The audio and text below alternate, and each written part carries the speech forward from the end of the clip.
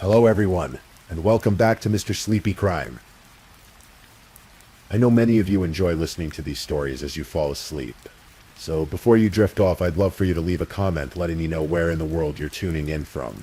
And if you're enjoying the story, don't forget to like and subscribe. It really helps the channel grow. Before we begin, I want to acknowledge that this story involves real people and real tragedies. We tell these stories not for entertainment, but to remember the victims and perhaps help others recognize the warning signs that could prevent similar tragedies. For the best experience, feel free to lower the volume a little, just enough to let the story gently carry you off to sleep. Alright, please get comfortable, dim the lights, and let's dive into tonight's first story.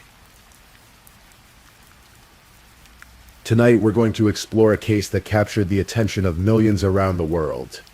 A story that began on a quiet autumn day in rural Wisconsin, and ended in a tragedy that would raise questions about justice, truth, and the nature of innocence itself. This is the story of Teresa Halbach. So as you settle into your blankets, let yourself relax. This story unfolds slowly, methodically, the way these things often do in real life. There's no rush. Just listen, and let the details wash over you. Teresa Marie Halbach was born on March 22, 1980, in the small town of Kaukauna, Wisconsin. She grew up in the kind of place where everyone knows everyone, where dairy farms stretch across rolling hills, and the smell of freshly cut hay fills the summer air. Her family's farm had been established by her great-grandfather, a German immigrant who built something lasting from nothing but hard work and determination. Teresa was one of 5 children, 2 brothers, Timothy and Michael, and 2 sisters, Kelly and Katie. The Halbach household was warm, bustling, full of life. On the farm, everyone had their role, while her father and brothers tended to the herd of more than 60 cows. Teresa would often babysit her younger sisters, creating a bond that would last throughout her life. She was the kind of person people remembered, not because she sought attention, but because of the energy she brought into every room. Her friends would later describe her as having an infectious smile, the kind that made you want to smile back, even if you didn't know why. She had short, sporty brown hair that she tucked behind her ears, expressive brown eyes, and a personality that seemed to radiate warmth.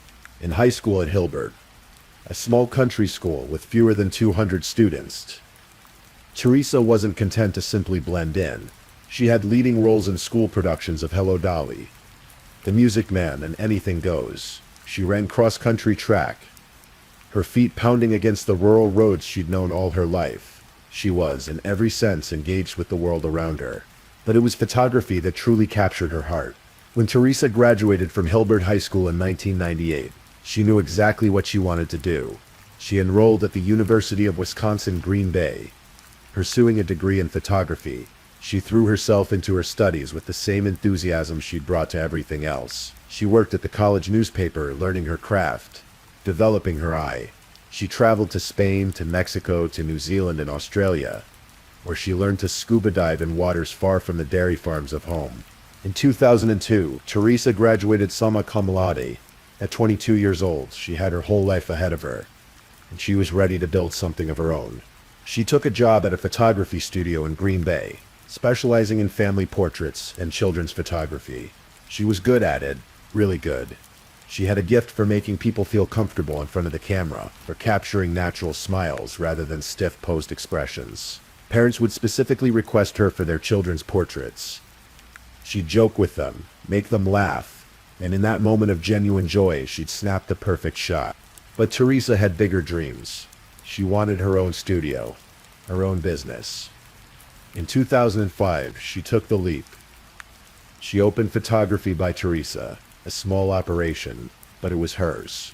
To supplement her income while building her client base, she took freelance assignments for Auto Trader magazine, photographing used vehicles that people wanted to advertise for sale.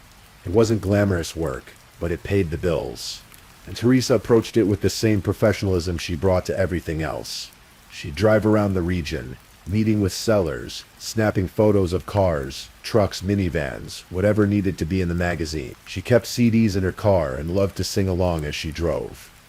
Her favorite song was Picture by Sheryl Crow and Kid Rock. She considered it the theme song for her career, somehow. By October of 2005, Teresa was 25 years old. She lived in a small house she rented on her parents' property in St. John, sharing it with a friend. She coached her younger sister's 7th grade volleyball team at St. John's Sacred Heart School. She loved karaoke, loved spending time with her family and friends. She had, according to everyone who knew her, a zest for life. She talked often about wanting to be a mother someday. When people would joke that working with children all day must be exhausting, must make her think twice about having kids of her own, she'd shake her head. "It's just the opposite for me," she'd say. Now Halloween was coming. October 31st, 2005. Teresa had a few photography assignments scheduled for that Monday. Just routine work, the kind she'd done dozens of times before. She planned to finish up, then meet her family at a local bar for a Halloween party that evening. She never made it to that party. Monday, October 31st, 2005, dawned crisp and cool in Wisconsin. Autumn was settling in, the leaves turning gold and crimson, the air carrying that distinctive chill that promises winter isn't far behind. For Teresa Halbach, it was just another workday. She had her blue 1999 Toyota RAV4, her camera equipment, her list of appointments. She left her home in Helbert that morning, heading out on Route 10, probably with her radio on, probably singing along like she always did. She had 3 appointments scheduled, 3 different locations where people wanted to sell vehicles through Auto Trader magazine. The last appointment of the day was at a place called Avery's Auto Salvage. The Avery property was a sprawling 40-acre salvage yard near the town of Two Rivers, right near Lake Michigan, about 35 miles from Teresa's home. It was the kind of place that had been in the family for generations. Acres and acres of old cars, trucks, parts, equipment, all scattered across the property in a seemingly random pattern that somehow made sense to the people who worked there. Stephen Avery lived on the property in a small trailer. He was 43 years old that fall, and he had a complicated history with the justice system, one that would later become central to understanding everything that followed. Teresa had been to Avery's Auto Salvage before. In fact, she'd been there at least 15 times over the previous months, taking photographs of various vehicles the Averys wanted to advertise. It was routine work. She'd show up, spend maybe 15 or 20 minutes taking pictures, then move on to her next appointment. But this time, something was different. According to phone records later examined by investigators, Stephen Avery had called Teresa 3 times on October 31st. Twice he'd used a feature to block his number. The prosecution would later argue this showed premeditation, that Avery didn't want Teresa to know it was him calling. The defense would counter that it was innocent, that Avery simply wanted to ensure the appointment was still on. What we know for certain is this. Teresa arrived at Avery's Auto Salvage that afternoon. The vehicle she was supposed to photograph was a maroon Plymouth Voyager minivan. She took her picture, and then she vanished. Teresa had other appointments scheduled for that day, other places to be, but she never showed up. She didn't call. She didn't answer her phone. For a young woman who was reliable, who was professional, who stayed in close contact with her family and friends, this silence was immediately alarming. When Teresa didn't come home that night, didn't show up at the Halloween party, her family knew something was wrong. Her mother, Karen, tried calling her repeatedly. The phone went to voicemail. She tried again and again. Nothing. By November 3rd, 2 days after Halloween, Karen Halbach couldn't wait any longer. She contacted the police and reported her daughter missing. The last place Teresa had been seen was Avery's Auto Salvage. That's where the investigation would begin. When Teresa Halbach was reported missing on November 3rd, the law enforcement began the methodical process of trying to retrace her steps. They spoke with her family, her friends, her co-workers at Auto Trader. They obtained her phone records, her schedule for that day. Every lead pointed to the same conclusion.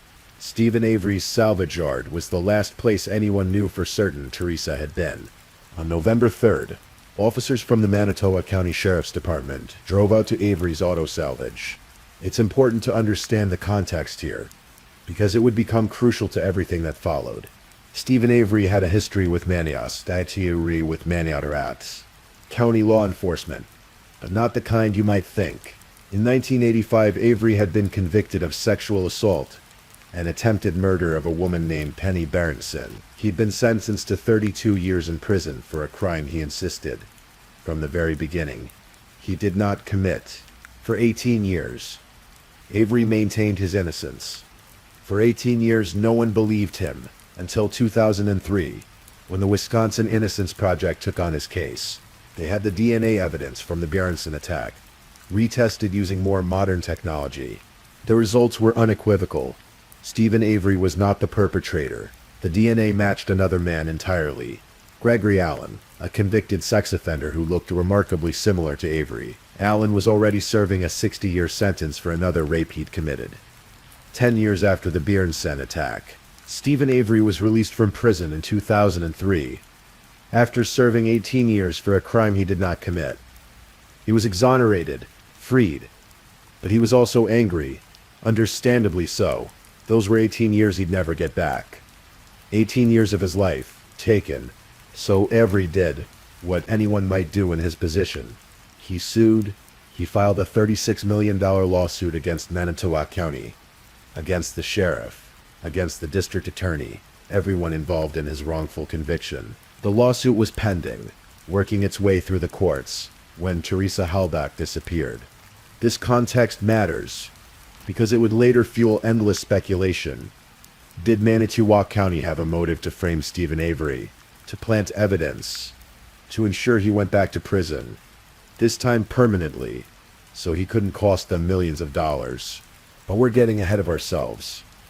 On November 3rd, when officers first arrived at the salvage yard, they were simply looking for information about a missing woman. They spoke with Stephen Avery. He was cooperative, calm. Yes, he said. Teresa Halbach had been there on Monday afternoon. She'd taken pictures of the minivan, same as always. Then she'd left in her RAV4, around 4:30 in the afternoon. He had no idea where she'd gone after that. The officers looked around the property, but 40 acres is a lot of ground to cover, especially when it's filled with hundreds of vehicles and piles of auto parts. They found nothing that day, but they'd be back. On November 5th, 2 days after Teresa was reported missing, a volunteer search party was organized. More than 120 people showed up. Friends, family, concerned citizens, all wanting to help find Teresa. They were given maps of the area, divided into teams and sent out to search. One of those volunteers was a man named Earl Sturm. He was searching through the Avery salvage yard when something caught his eye. A vehicle partially hidden beneath branches and debris at the back of the property. He moved closer. It was a blue Toyota RAV4. Finding the vehicle changed everything. This was no longer just a missing person case. This was now almost certainly a homicide investigation.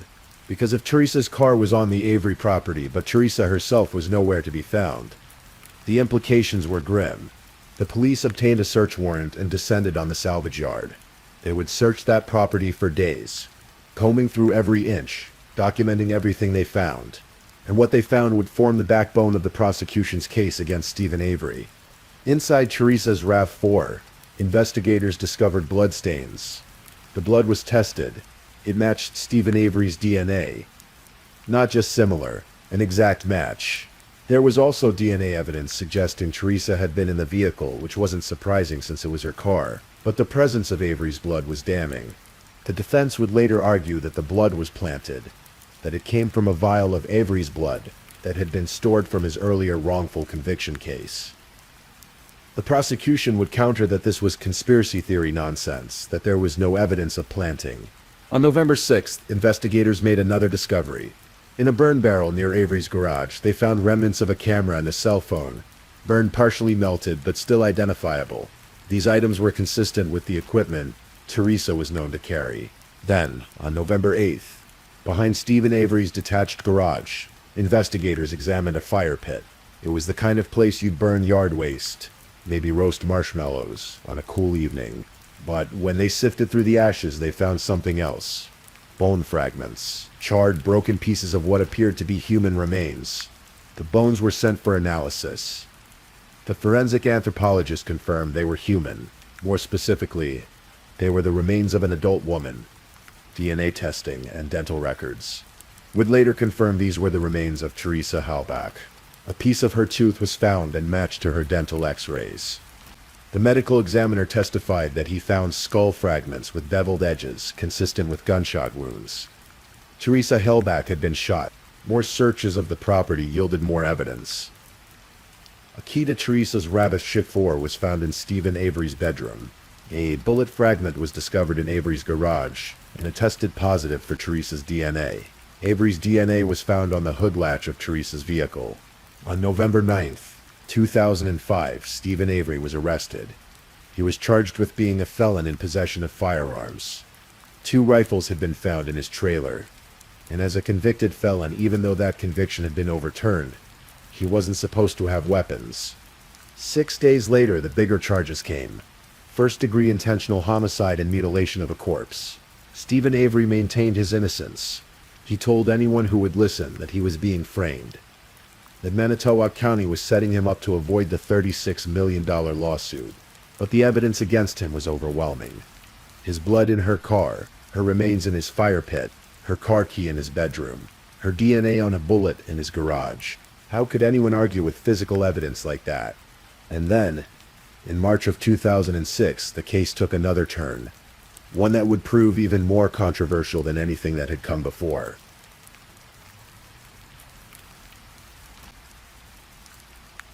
Brendan Dassey was 16 years old in the winter of 2006. He was Stephen Avery's nephew, the son of Avery's sister Barbara. Brendan lived on the Avery property with his mother and brothers in a mobile home, not far from Stephen's trailer. Brendan was by all accounts a quiet kid. He struggled in school. His IQ was measured at around 65, which classified him as borderline intellectually disabled. He received special education services at Mishicot High School. He had trouble with social cues, with understanding facial expressions and body language. He was slow to comprehend, slow to respond.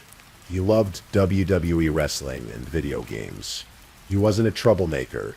Before this case, he'd never had any contact with the criminal justice system. In the initial investigation into Teresa Hellback's disappearance, police had spoken with Brendan briefly on November 6, 2005. He told them he hadn't seen Teresa that day. Didn't know anything about what happened. The interview was short, and investigators moved on to other leads. But in January of 2006, something changed. Brendan's cousin, 15-year-old Kayla Avery, went to speak with a school counselor. She seemed upset, worried about Brendan. She said he was acting weird, not sleeping, losing weight, becoming emotional over small things. She implied that Brendan might know something about what happened to Teresa Hellback. The school counselor contacted authorities. On February 20th, this information was passed along to investigators. On February 27th, 2006, Detectives Mark Wiegert and Tom Fassbender went to Mishicot High School. They pulled Brendan out of class and spoke with him in a private room. This first interview lasted about an hour. Brendan admitted to seeing what he thought might have been a body in a bonfire at Stephen's place on Halloween night, but he insisted he hadn't been involved in anything. After this interview, the detectives contacted prosecutor Ken Kratz. They played him the audio recording.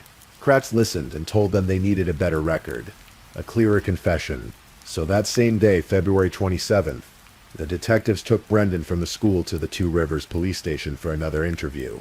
This time, the questioning was more pointed. The detectives used what's known as the Reed technique, a controversial interrogation method that involves assuming the suspect is guilty and using psychological tactics to elicit a confession. They told Brendan repeatedly that they already knew what had happened, that they just needed him to tell the truth, that this was his chance to help himself, to be honest, to get the story off his chest. They assured him he had nothing to worry about. They positioned themselves as being on his side, as wanting to help him.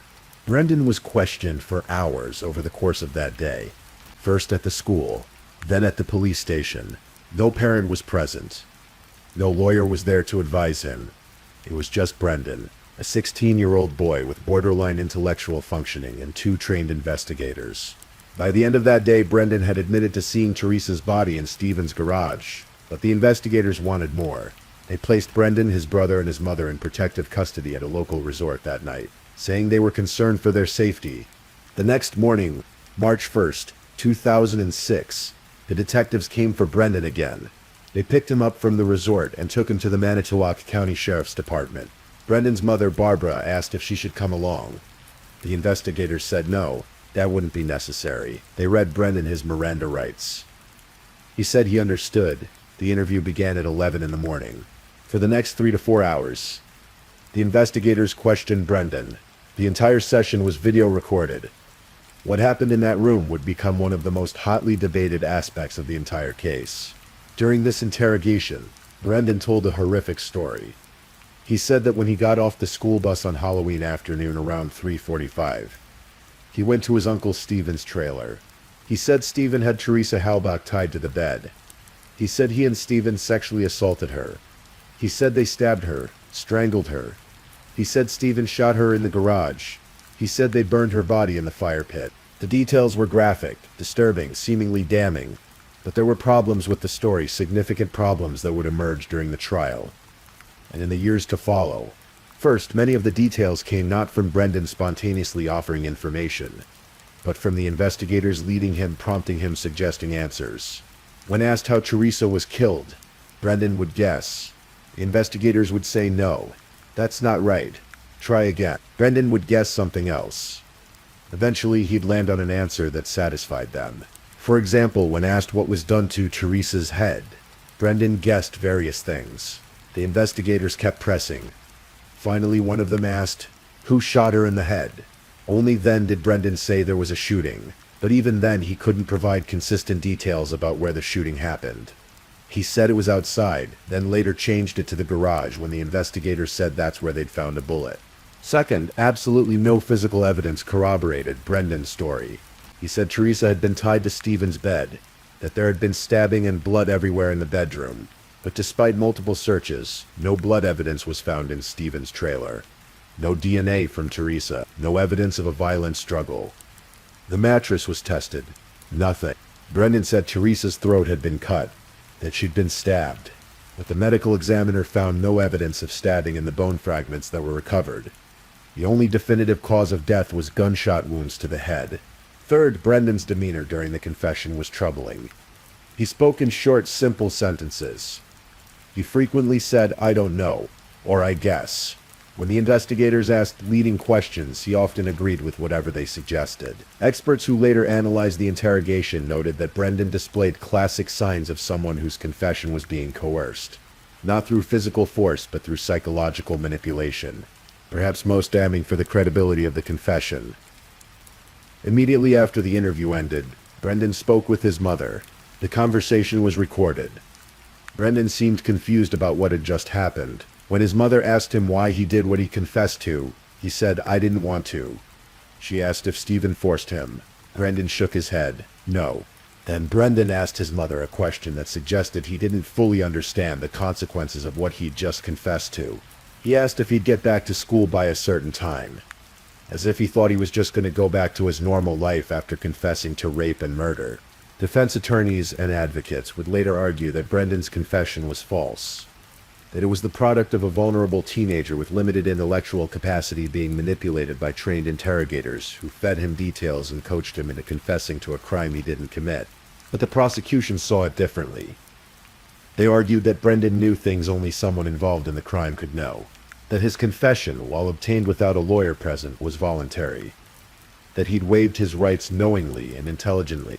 On March 2nd, 2006, prosecutor Ken Kratz held a press conference. He laid out in graphic detail what Brendan Dassey had confessed to: the sexual assault, the torture, the murder. The press conference was broadcast across Wisconsin and picked up by national media. It was inflammatory, emotional, designed to leave no doubt in anyone's mind that Stephen Avery and Brendan Dassey were guilty. Defense attorneys would later argue that this press conference made it virtually impossible for their clients to receive a fair trial. How could a jury be impartial after hearing such horrific allegations repeated as fact in the media? But the damage was done. In the court of public opinion, Stephen Avery and Brendan Dassey were already convicted. The legal proceedings that followed would take months and involve two separate trials. One for Stephen Avery, one for Brendan Dassey. Both trials would grip Wisconsin and eventually the nation. Brendan Dassey's trial came first, in April of 2007. He was tried as an adult, despite being only 16 at the time of the alleged crime. He was charged with first-degree intentional homicide, second-degree sexual assault, and mutilation of a corpse, all as party to a crime. The prosecution's case rested almost entirely on Brendan's confession. There was no physical evidence linking him to the crime. No DNA. No fingerprints. No witnesses who saw him with Teresa. Just his words on that videotaped interrogation from March 1st. The defense argued that the confession was coerced, unreliable, the product of psychological manipulation. They brought in experts on false confessions, on the vulnerability of intellectually disabled juveniles during interrogation. They pointed out the inconsistencies, the lack of corroborating evidence, the leading questions by investigators. But the jury heard the confession. They heard Brendan's voice describing terrible acts.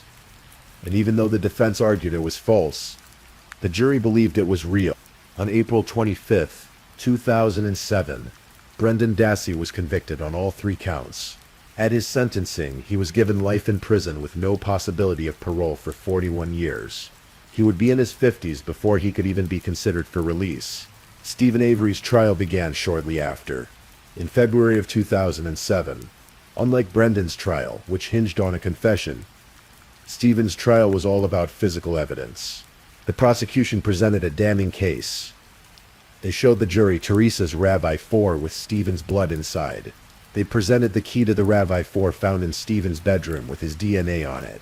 They showed the bullet fragment from his garage with Teresa's DNA. They presented the bone fragments from his fire pit. They showed that Stephen had specifically requested Teresa for the auto trader assignment, that he'd called her multiple times that day, that he was the last person known to have seen her alive. The prosecution argued that Stephen lured Teresa to the property, attacked her, killed her in his garage, then burned her body in the fire pit to destroy the evidence. They said he hid her car at the back of the 40-acre property, covered it with branches, disconnected the battery to disable the GPS, and prevent it from being easily found. The defense, led by attorneys Dean Strang and Jerome Budding, argued that Stephen was being framed. They suggested that Manitowoc County law enforcement, angry about the pending $36 million lawsuit, planted evidence to ensure Stephen went back to prison. They pointed out that a Manitowoc deputy found the key to Teresa's car in Stephen's bedroom, but only after multiple searches of that same room had found nothing. They suggested the key was planted. They noted that Stephen's blood in Teresa's RAV4 could have come from a vial of his blood that had been stored from his earlier wrongful conviction case. They showed the jury that the evidence seal on that vial had been broken, suggesting someone had accessed it. They argued that the bone fragments could have been moved to Stephen's fire pit from another location, that they weren't necessarily burned there originally. They suggested alternative suspects who had never been seriously investigated. Teresa's ex-boyfriend, Ryan Hillegas, who had access to her voicemail and had allegedly deleted messages. Other Avery family members who lived on the property and might have had opportunity. But the prosecution had an answer for everything. The broken seal on the blood vial was from the defense team in Stephen's civil suit, not from anyone trying to plant evidence. The bone fragments showed evidence of being burned at very high temperatures, consistent with the fire Stephen admitted having in his pit on Halloween night. The key wasn't planted, it had simply been missed in earlier searches and was found when investigators were more thorough. Most importantly, the defense couldn't explain away all the evidence. Maybe one piece could have been planted. Maybe 2. But all of it, Stephen's blood in the car, Teresa's DNA on the bullet, the bones in his fire pit, the key in his bedroom, his DNA on her car's hood latch, how could all of that be planted without leaving any trace of the planting? On March 18, 2007, after deliberating for several days, the jury reached a verdict. They found Stephen Avery guilty of first-degree intentional homicide and felon in possession of a firearm. Interestingly, they found him not guilty of mutilating a corpse, suggesting they had some doubt about that particular charge. On June 1, 2007, Stephen Avery was sentenced to life in prison without the possibility of parole, plus an additional 10 years for the weapons charge. Both Stephen Avery and Brendan Dassey would spend the next years filing appeals, arguing that they'd been wrongfully convicted. Those appeals would wind through the court system for years. Then in December of 2015, something happened that would thrust this case back into the national spotlight in a way no one could have anticipated. On December 18, 2015, Netflix released a 10-episode documentary series called Making a Murderer. The series, created by filmmakers Laura Riccicciardi and Moira Demos, had been in production for 10 years. It followed Stephen Avery's story from his wrongful conviction in the 80s through his exoneration and then his arrest and trial for Teresa Halbach's murder. The documentary was gripping, controversial, and it became a cultural phenomenon almost overnight. Millions of people watched it. It sparked endless debates online, in offices, at dinner tables across America and around the world. People formed free Stephen Avery groups. They started petitions. They analyzed every frame of the interrogation footage, every piece of evidence shown in the series. But the documentary was also highly controversial for what it didn't show. Critics argued that it was biased, that it presented only the defense's perspective, that it left out crucial evidence that pointed to Avery's guilt. Prosecutor Ken Kratz went on multiple media outlets to argue that the filmmakers had manipulated the story, omitted important facts, essentially created a piece of defense advocacy disguised as objective documentary. The Halbach family declined to participate in the documentary. Teresa's brother, Mike, who had been a spokesperson for the family during the investigation and trials, chose not to be interviewed. In one of the few statements the family made about the series, they expressed frustration that it focused so heavily on the accused and so little on the victim, on Teresa herself, on the life that was taken, on the family's grief. And they had a point. For all the hours of footage, for all the discussion of evidence and legal procedure and potential corruption, Teresa Halbach herself remained somewhat in shadow. We see photos of her smiling face. We hear her friends describe her warmth, her love of life. But the documentary is ultimately about Stephen Avery and the question of whether he was framed, not about who Teresa was as a person. The release of Making a Murderer ignited efforts to overturn the convictions. Stephen Avery hired a new attorney, Kathleen Zellner, who was known for successfully exonerating wrongfully convicted clients. She began investigating the case with new technology, new forensic methods, new experts. For Brendan Dassey, his attorneys from the Center on Wrongful Convictions of Youth continued to fight. And in August of 2016, they achieved something remarkable. A federal magistrate judge, William Duffin, overturned Brendan's conviction. Judge Duffin reviewed the interrogation tapes carefully. He found that the detectives had made false promises to Brendan, telling him he had nothing to worry about, that he just needed to be honest and everything would be okay. He found that these promises, combined with Brendan's age and intellectual limitations and the absence of a parent or attorney, made the confession involuntary and therefore inadmissible. For a brief moment, it looked like Brendan might be released. But the state of Wisconsin appealed the decision.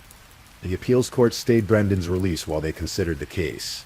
In 2017, a 3-judge panel of the 7th Circuit Court of Appeals ruled 2-1 in Brendan's favor, upholding Judge Duffin's decision. Again, it seemed like Brendan might go free, but the state asked for an en banc hearing, meaning all the judges of the 7th Circuit would review the case, not just a 3-judge panel. In June of 2018, the full court ruled 4-3 against Brendan. The majority found that while the interrogation tactics were troubling, they didn't rise to the level of being unconstitutionally coercive. The confession still. Brendan's attorneys appealed to the U.S. Supreme Court, but in June of 2018, the Supreme Court declined to hear the case. Brendan would remain in prison. For Stephen Avery, the legal battles continue to this day. Kathleen Zellner has filed multiple motions for a new trial, arguing she has new evidence, new witnesses, new scientific testing that proves Stephen's innocence. She's pointed to Bobby Dassey, Brendan's older brother, as an alternative suspect. She's argued that evidence was planted, that the investigation was compromised, that Stephen didn't receive a fair trial. So far, the courts have denied these motions. Stephen remains in prison, maintaining his innocence, insisting that someday the truth will come out. Netflix released a 2nd season of Making a Murderer in October of 2018, following Kathleen Zellner's investigation and the continued legal efforts. It generated renewed interest and debate, but didn't change the fundamental reality. Both Stephen Avery and Brendan Dassey remain incarcerated for the murder of Teresa Halbach. Here we are now, nearly 20 years after Teresa Halbach disappeared on that Halloween afternoon in 2005. And despite 2 trials, multiple appeals, thousands of hours of documentary footage, and millions of words written analyzing every aspect of this case, fundamental questions remain unanswered. If Stephen Avery is guilty, how do we reconcile the seeming implausibility of some of the prosecution's theory? How did Teresa's blood end up in the back of her RAV4 but nowhere in Stephen's trailer or garage, where she was supposedly attacked? Why was there no DNA evidence from Teresa in Stephen's bedroom, where Brendan said she was tied to the bed? How could a body be burned so thoroughly in an open fire pit that almost no soft tissue remained? Yet DNA could still be recovered from some bones. On the other hand, if Stephen is innocent and was framed, how do we explain all the evidence? It's one thing to suggest one piece was planted, maybe the key, maybe even the blood in the car, but all of it, the bones in the fire pit, the bullet in the garage, his DNA on the hood latch. Would multiple law enforcement officers really conspire to plant all this evidence, risking their careers and potential criminal charges just to avoid a civil lawsuit? And what about Brendan? If his confession was false, why did he confess at all? Yes, he was young and intellectually limited, and the interrogation tactics were problematic. But he did describe events, did provide details, did tell a story that was compelling enough to convince a jury. Yet, if his confession was true, where is the physical evidence to support it? Not a trace of Teresa's DNA in the bedroom or trailer where he said she was assaulted. No blood evidence despite his descriptions of stabbing and throat cutting. How can that be? There are other questions too. What about Ryan Hillegas, Teresa's ex-boyfriend? He helped organize the search party. He accessed Teresa's phone records. Some have questioned whether he was investigated thoroughly enough. The defense raised his name at trial, but the prosecution dismissed the suggestion. What about Bobby Dassey, Brendan's older brother? He testified that he saw Teresa leave the property that afternoon. But Kathleen Zellner later claimed that Bobby's computer contained disturbing searches for violent pornography around the time of Teresa's death. Could he have been involved? The courts have so far found this theory unpersuasive. What about the burn barrel where Teresa's phone and camera were found? It wasn't Stephen's barrel, it belonged to another family member. Why would Stephen burn evidence in someone else's barrel? And perhaps most fundamentally, if Stephen Avery killed Teresa Halbach, why would he leave her car on his property? He had a car crusher right there at the salvage yard. He could have destroyed the vehicle completely, eliminated that evidence entirely. Instead, he allegedly hid it under some branches at the edge of the property, hidden enough to not be immediately visible, but not destroyed. It seems like an odd choice for someone who supposedly burned a body and cleaned up other evidence. These questions have no simple answers. And that's perhaps the most unsettling aspect of this entire case.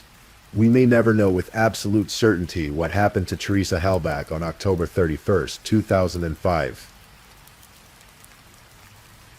In all the debates about evidence and interrogations about conspiracy theories and legal procedure, it's easy to lose sight of the person at the center of this tragedy. Teresa Halbach was 25 years old when she died. She had dreams, plans, people who loved her. She was more than a case file, more than evidence in a trial, more than a topic for podcast discussions and internet debates. Her family has been living with this loss for nearly 2 decades now. They've had to endure the trial, the appeals, the documentaries, the endless public speculation, every new filing, every new motion for a new trial, every new documentary episode brings it all back, reopens wounds that never fully heal.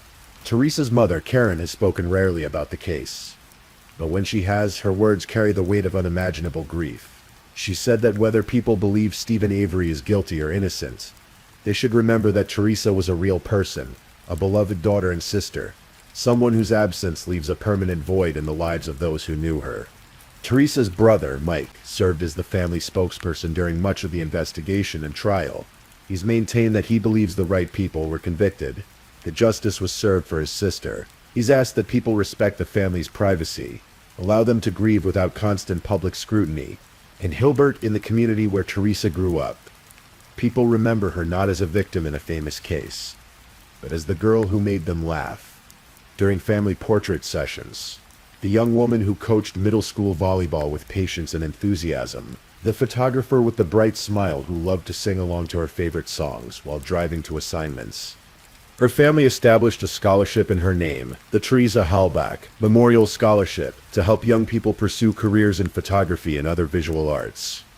Keeping alive the passion that brought Teresa so much joy, there's a memorial for Teresa at Holy Name Parish in Kaukauna, where her funeral was held. People still leave flowers there sometimes, still pause to remember a life cut short. The murder of Teresa Halbach remains one of the most controversial criminal cases in American history. Two men are serving life sentences for her death.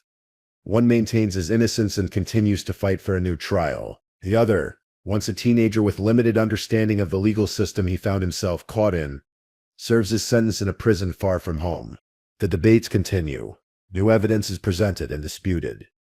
Appeals are filed and denied. Documentaries are made. Articles are written. People take sides. But none of it brings Teresa back. On Halloween night, 2005, Teresa Halbach was supposed to meet her family at a bar for a party. She never showed up.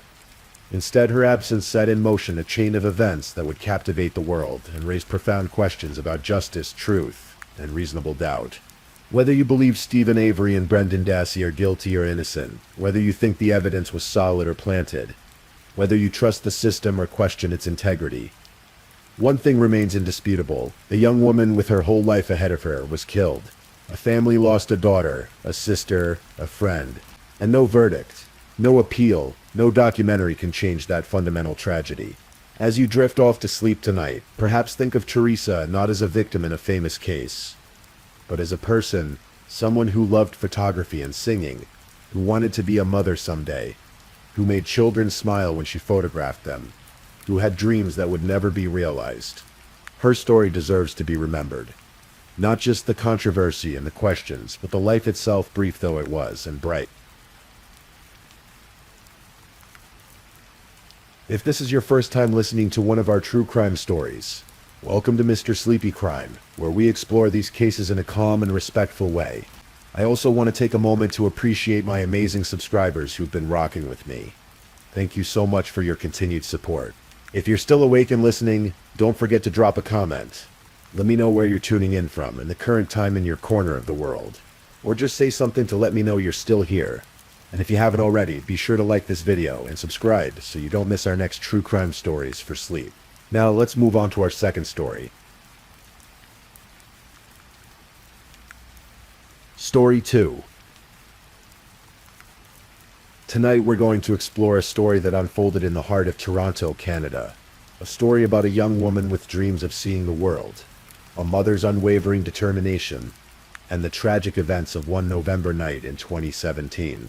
This is the story of Tess Ritchie. Some stories need to be told, not for shock or spectacle, but to remember, to honor. And tonight we remember Tess.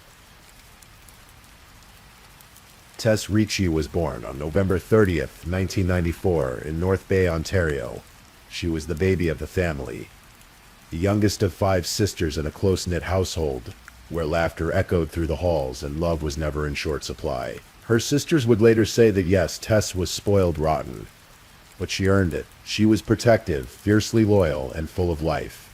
Growing up in North Bay, Tess attended E.W. Norman Public School and later Whitterfield Secondary School. She wasn't just a student moving through the motions. She was someone who worked hard for what she wanted. As a teenager and young adult, she took on jobs, responsibility, and the kind of determination that impressed everyone around her. Before leaving for Toronto, she worked as an assistant manager at the Days Inn in North Bay. For someone so young, she carried herself with confidence and capability. But Tess had bigger dreams. Dreams that extended beyond the borders of her small hometown. She wanted to fly, literally. Her goal was to become a flight attendant, to see the world from 30,000 feet, to experience cultures and cities that most people only read about in books. So at 19 years old, Tess made the move to Toronto, one of Canada's largest and most vibrant cities. She enrolled in the flight services program at Seneca College, throwing herself into her studies with enthusiasm. And in April of 2017, just months before her life would be tragically cut short, Tess completed the program. She had done it. She had the qualification. Now all she needed was that opportunity, that one chance to step through the door and into the sky. But opportunity moves slowly sometimes. Tess applied to airlines. She applied to hotels. She sent out resume after resume, waiting for that callback. That email, that yes. While she waited, she didn't sit idle. She juggled multiple part-time jobs, working primarily at a coffee bar in downtown Toronto. She was hustling, grinding, doing what so many young people do in big cities, surviving while chasing a dream. And when the airline jobs didn't materialize as quickly as she hoped, Tess didn't give up. She pivoted. She started studying Italian. She began researching au pair positions in Italy. If she couldn't fly professionally just yet, she'd find another way to see the world. She'd immerse herself in a new language, a new culture, a new adventure. Tess lived in Toronto with purpose, but she never lost touch with her roots. Her sister Rachel also lived in the city, and the two were inseparable. Rachel would later describe Tess as her best friend, her soulmate. Despite an 8-year age gap, the bond between them was unshakable. Rachel had helped raise Tess when she was little, and now as adults they created new memories together. Dinners, conversations, laughter, games. The kind of moments that seem ordinary until they're gone. November 24th, 2017 was one of those days, a Friday afternoon. Tess spent it at Rachel's house in Midtown Toronto. They shared a meal, they played games. They talked about life, about dreams, about everything and nothing. It was by all accounts a perfect day, the kind Rachel would replay in her mind 1,000 times afterward. Grateful for every second, agonizing over the fact that she didn't know it would be their last. As evening turned to night, Tess prepared for what should have been a fun, carefree outing. She was meeting up with an old friend from high school, someone she hadn't seen in 2.5 years. The plan was simple: go out to the church in Wellesley neighborhood, Toronto's LGBTQ West district known simply as the Village, and enjoy a night of dancing and reconnection. Tess left Rachel's house around 11:30 p.m. She was in good spirits, excited to catch up with her friend. They met up and made their way to Cruise and Tangos, a popular drag bar on Church Street.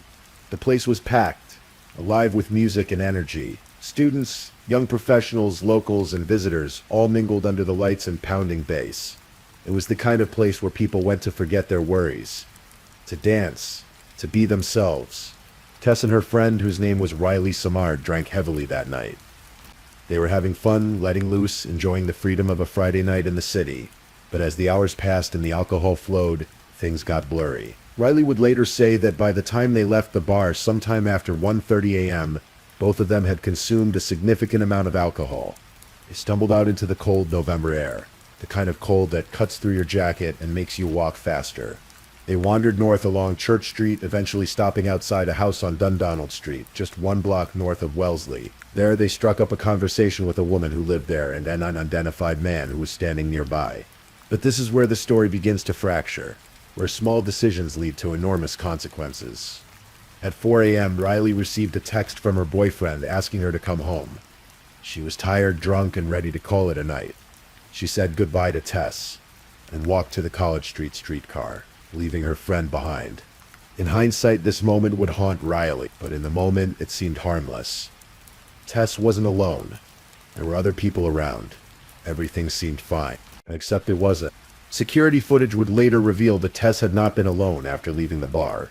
Walking behind her and Riley was a young man. His name was Kalen Schlatter. He was 21 years old, slim, with light-colored short hair and khaki pants beneath a dark coat. He had also been at Cruise and Tangos that night, lingering on the outskirts of the crowd after last call, watching Vading. According to later testimony, Schlatter didn't approach Tess and Riley until after they left the bar. He introduced himself on the street, inserting himself into their evening. Tess, who was dealing with the heartache of a recent breakup just 2 days earlier, opened up to this stranger. She told him about her ex-boyfriend. Schlatter, playing the part of a sympathetic listener, called the ex an asshole. He even jokingly suggested they egg the guy's house. At some point during this interaction, something happened that no one could have predicted. Riley left, and Tess stayed. The security footage is chilling in its mundanity. It shows Tess and Kalen walking together up Church Street. At one point, Tess appears to try to hail a cab. Schlatter waves it off, claiming later that the driver was holding up traffic. But the Crown prosecutors would argue something different. They would argue that Schlatter didn't want Tess to leave, that he had plans for her. Around 4:02 a.m., Tess ordered an Uber. It was set to pick her up at 50 Dundonald Street. The driver, Marlon Allenby, arrived at the location and waited. He sent notifications, but Tess never showed up. After 15 minutes, he canceled the ride, noting in the system, "Rider isn't here," because Tess wasn't there anymore. She was with Kaylin Schlatter, and the two of them were walking hand in hand up a gravel driveway toward an outdoor stairwell at 5082 Church Street, a building under renovation, dark and isolated. Security cameras captured them entering the alley at 4:14 a.m., but no cameras were positioned to face the stairwell itself. Only two people would ever know what happened in those stairs, and one of them would never speak again. 45 minutes later, at 4:59 a.m., Kaylin Schroeder emerged from the alley, alone. He walked back the way he came, eventually getting into a taxi. He would later claim he had to get out to vomit, so he called an Uber to finish the trip home. He went to sleep that night as if nothing had happened. But at the bottom of those stairs, in the cold and the dark, Tess Ritchie lay dead, strangled, her body left like discarded trash in a construction site. Saturday morning, November 25th. Rachel Ritchie woke up and sent her sister a text, then another, and another. By 8:45 a.m., she was starting to feel a small knot of worry. Tess always replied, always, but the messages weren't being delivered. By that evening, the knot had become a pit of dread. Rachel started calling hospitals, then the police. Something was wrong. She knew it in her bones. The family began piecing together what little information they had. Tess's Fitbit, which was linked to their mother's account, showed that Tess had taken approximately 300 steps after 3 a.m. Her Uber account, also linked to her mother Christine Hermeston's credit card, showed that a ride had been requested at 4:02 a.m. and then canceled. But no one knew who canceled it or why. The Toronto Police Service opened a missing persons investigation, but there was confusion from the start. The case was initially assigned to 41 Division in the east end of the city, where Tess had previously lived, rather than 51 Division, which covered the area where she was last seen. Resources were spread thin, leads were scarce. By November 27th, Christine Hermeston couldn't take it anymore. Her baby was missing, her youngest daughter, and the police hadn't found her. So Christine did what any mother would do. She drove nearly 400 kilometers from North Bay to Toronto, determined to find Tess herself.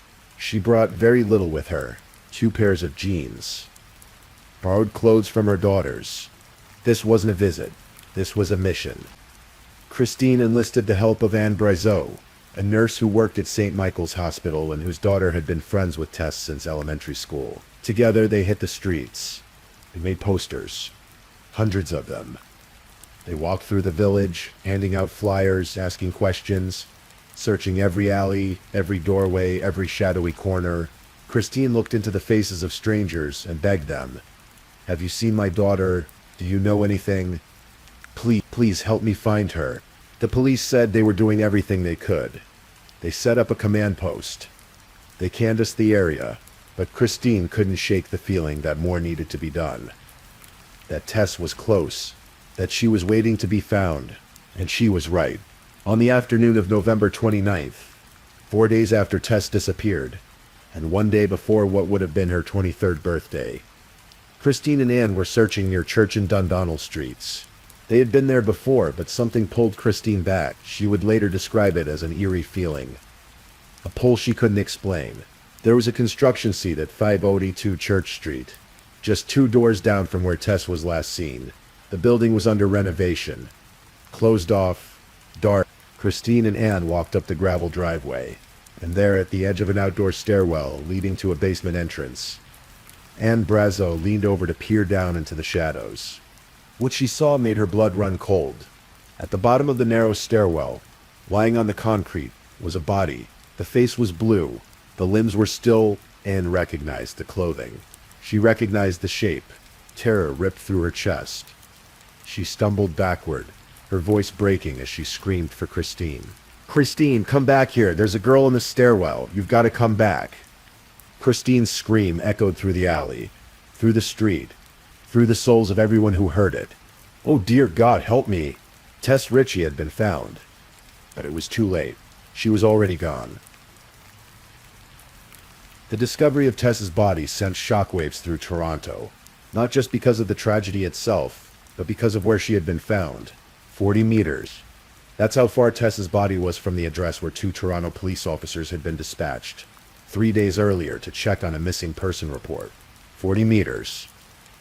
The length of a few houses, a distance that could be walked in seconds. The officers, Constables Michael Jones and Alan McCullough, had been called to check an address on November 26th, the day after Tess was reported missing. But they didn't search the area thoroughly. They didn't knock on doors. They didn't look into construction sites. They completed their task as assigned and moved on. Later, they would face misconduct charges under the Police Services Act for neglect of duty. The Toronto Police Association defended them, saying they were only assigned a check address call, not a full search. But the damage was done. The public outcry was deafening. How could a young woman's body lie undiscovered for 4 days in a busy neighborhood? How could police walk past the very location where she was hidden and not find her? And how could a mother with no training and no resources succeed where an entire police force had failed?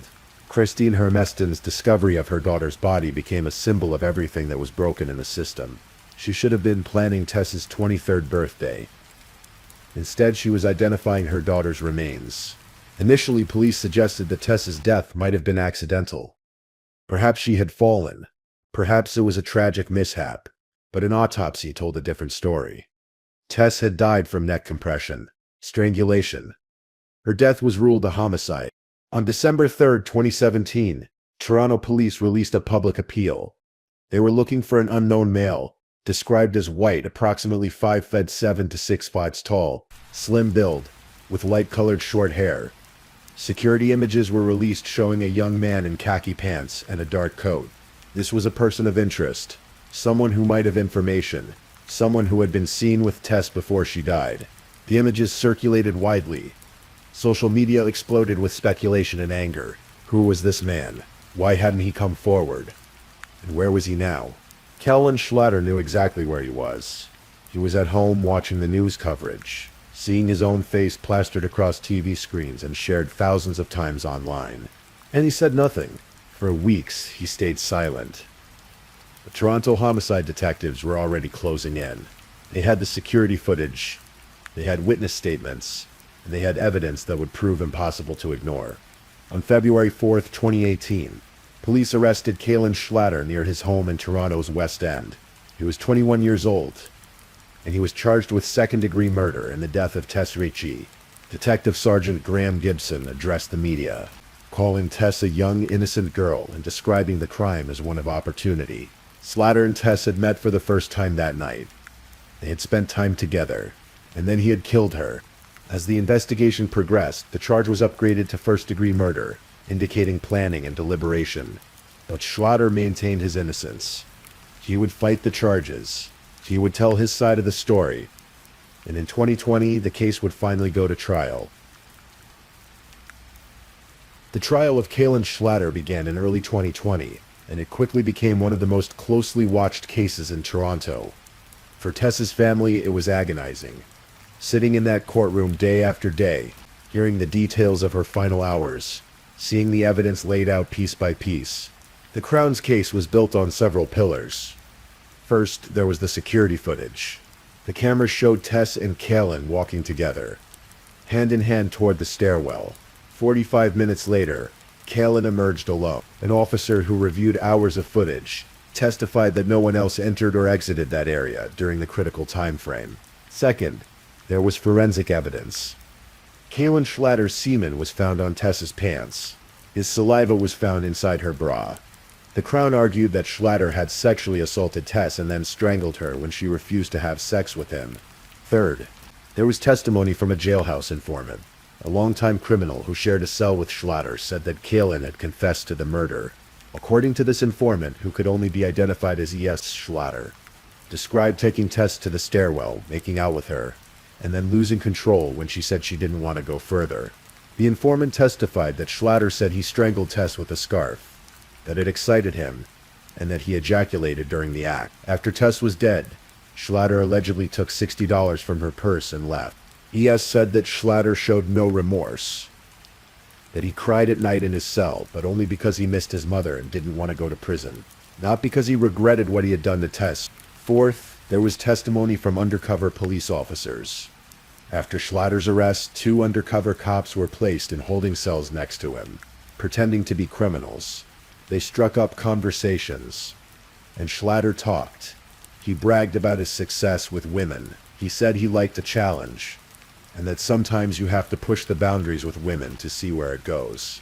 He mentioned having so much upper body strength that it surprises people. At one point, he told the officers that when detectives showed him photos of Tess's body, he pretended to be emotional, but in reality, it didn't bother him at all. The defense painted a very different picture.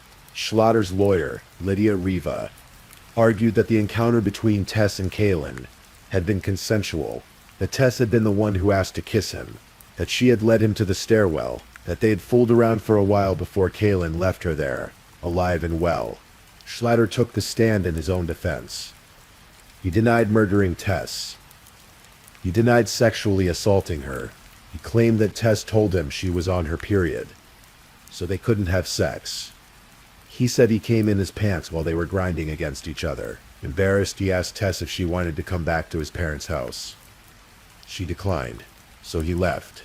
"I should have stayed with her," Schlatter said, his voice breaking. "I feel terrible." But under cross-examination, Crown Attorney Beverly Richards tore into his story. She showed him the footage of Tess trying to hail a cab. She pointed out his behavior outside the club. Loitering, watching women, waiting. "That's what you do, Mr. Schlatter. You just hang on the outskirts, waiting, don't," she said. Richards accused him of lying, of changing his story. She reminded the jury that Schlatter's DNA was all over Tess's body, that he had walked her to her death, and that he had left her there, alone in the dark, strangled at the bottom of a stairwell. "You left her there dead, didn't you, Mr. Schlatter?" Richard said. Schlatter denied it, but the jury didn't believe him. By March 2020, the world was changing. COVID-19 was sweeping across the globe. Courts were shutting down. Trials were being postponed. But the jury in Kaylin Schlatter's case was given a choice. Adjourn or continue. They chose to continue. After 3 days of deliberation in a courthouse that was largely deserted due to pandemic precautions, the jury returned with a verdict. Guilty, first-degree murder. The conviction carried an automatic life sentence with no chance of parole for 25 years. Tess's family wept, some in relief, some in grief, some in a mix of both. Justice had been served, but it would never bring Tess back. At sentencing, Superior Court Justice Michael Dambro addressed Schlatter directly. He referenced evidence that had been kept from the jury. Evidence of Schlatter's sexual interest in choking. "It is true that you were young," the judge said, "but your sexual appetite led you literally to take an innocent young woman by the hand down a path to her death. To satisfy your lust, you took her life. You stole a large piece of the fabric of the very being of the members of her family and friends, and I could not fail to observe. You shed no tear for their losses." Kaylin Schlatter was led away to begin his sentence. He filed an appeal claiming errors in the trial process and the admission of certain evidence. As of now, he remains in prison. For Christine Hermiston and her daughters, the conviction brought some measure of closure, but it could never erase the pain. Tess was gone, and nothing would ever fill that void. In June 2020, the Ritchie family filed a lawsuit against Kaylin Schlatter and the Toronto Police Service, seeking $20 million in damages. The lawsuit alleged that police failed to properly search for Tess, that they falsely reported her death as a misadventure, and that they made unfounded claims about her working as an escort, all of which compounded the family's suffering. "I'm doing this for Tess," Christine said, "but there's going to be other young girls out there, so it's not just for Tess.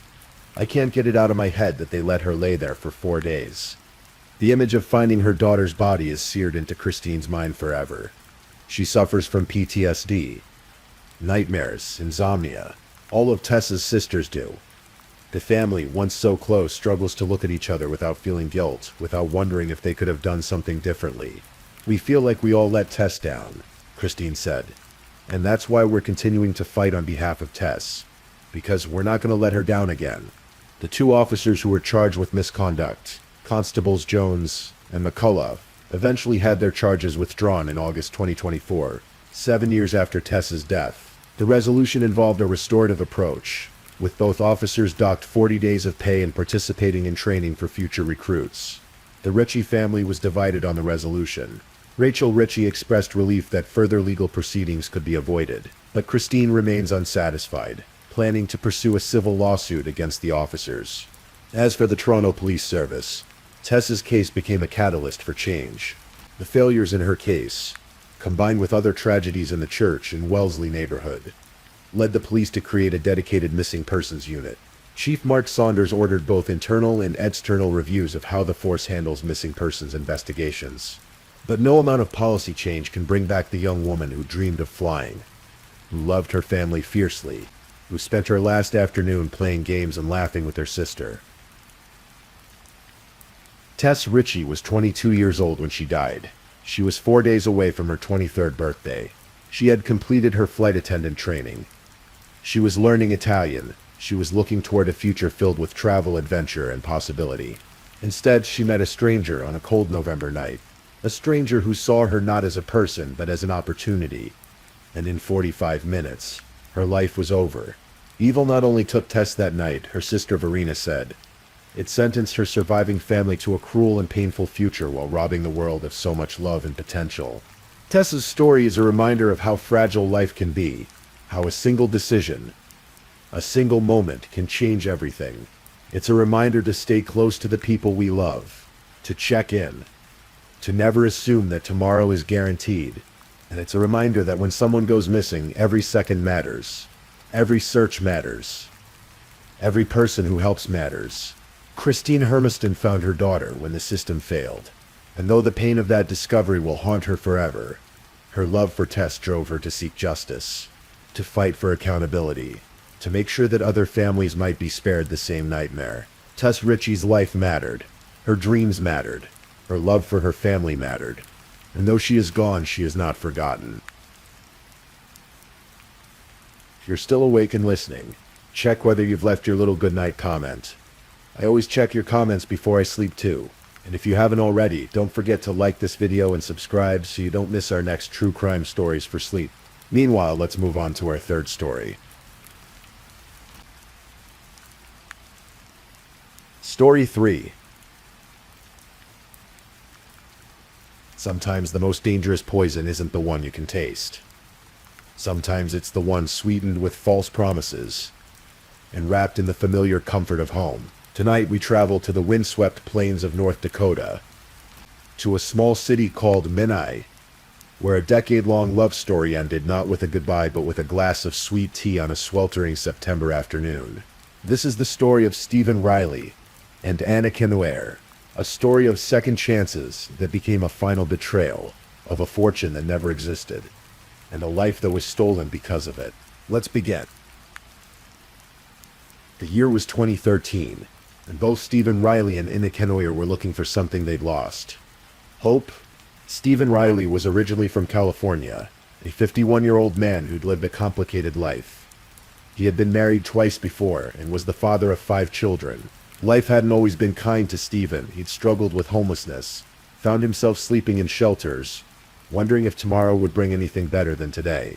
But Stephen had something that kept him going, an optimistic spirit, a belief that things could turn around. It was in one of those California homeless shelters that Stephen met Anna Kenoer. She was 47 years old, also battling her own demons, also looking for a fresh start. In the shared experience of struggle, they found each other's. Something about rock bottom that either breaks you or bonds you to the people you meet there. For Stephen and Ina, it seemed to be the latter. They made plans together. Big plans. They would leave California, with all its expensive dreams and broken promises, and head north to North Dakota, Minnetonka to be specific, a city of about 48,000 people sitting just 50 miles south of the Canadian border. It was a place where the cost of living was lower, where maybe they could rebuild their lives together, where second chances felt possible, and for a time it seemed to work. They moved to Minot and settled into a modest home. Stephen referred to Ina often, and she did the same, calling herself his wife, though they never legally married. For 10 years they built what looked like a life together. To friends and neighbors, they were a couple who had pulled each other out of darkness. They had their problems, as all couples do, but they had survived. Stephen's children from his previous marriages stayed in touch. His son Ryan was working on rebuilding his relationship with his father. His sister Stephanie Gonzalez watched from afar, grateful that her brother seemed to have found stability after years of chaos. But beneath the surface of this decade-long relationship, something had begun to crack. Stephen was getting restless. Inata was growing resentful. And both of them were about to be swept up in something that would expose the fault lines of their relationship in the most catastrophic way possible. In the late summer of 2023, Stephen Riley received an email that seemed too good to be true, because the email claimed to be from an attorney representing a distant relative Stephen had never met. According to the message, this relative had died and left Stephen a staggering inheritance. Some versions of the story said $17 million. Others said it was as much as $30 million. The exact number seemed to change, but the core claim remained the same. Stephen Riley, the man who had once slept in shelters, was about to become extraordinarily wealthy. Now, to most people hearing this story, alarm bells would be ringing. This is all the hallmarks of a classic inheritance scam, one of the oldest tricks in the fraudster's playbook. Send an email to someone claiming they're the beneficiary of a fortune from a relative they've never heard of. Ask them to send money for processing fees or legal costs, and vanish with whatever the victim sends. But Stephen Riley didn't see it that way, and neither did Inakinoair. To understand why, you have to understand what it means to have spent years with almost nothing. When you've been homeless, when you've struggled just to keep a roof over your head. The idea of sudden wealth doesn't seem absurd.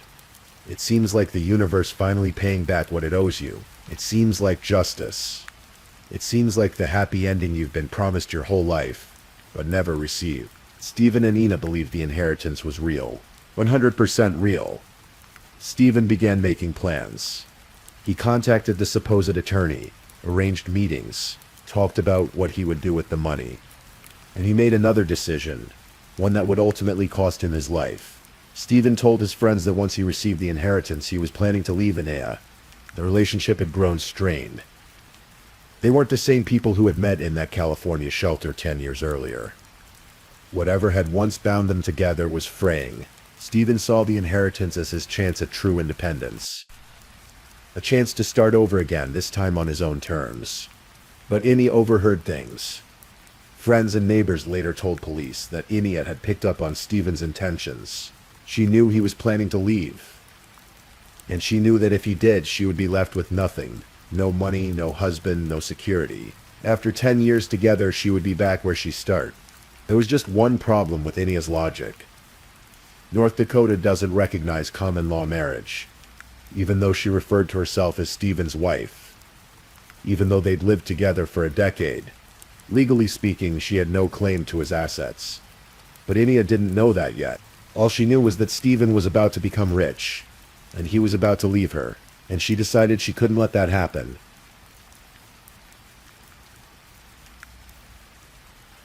The temperature in Minneapolis, on September 3rd, 2023, climbed into the low 90s. It was an unseasonably warm day, the kind where the heat seems to press down on everything, making the air feel thick and heavy. Stephen Riley had an appointment that day at the Minneapolis International Airport. The attorney handling his supposed inheritance had finally agreed to meet him in person to complete the transaction. Stephen was excited. This was it. The day his life would change forever. He invited friends to come along, witnesses to his good fortune. But something happened before Stephen left for the airport. Something his friends noticed but couldn't quite explain at the time. Earlier that afternoon, Ina was seen throwing Stephen's belongings out of their house. Not just setting them outside, but angrily tossing his property onto the lawn. A friend of the couple, Rebecca Mello, witnessed the scene and later told police that Ina seemed furious. She was clearly upset about something, clearly angry with Stephen.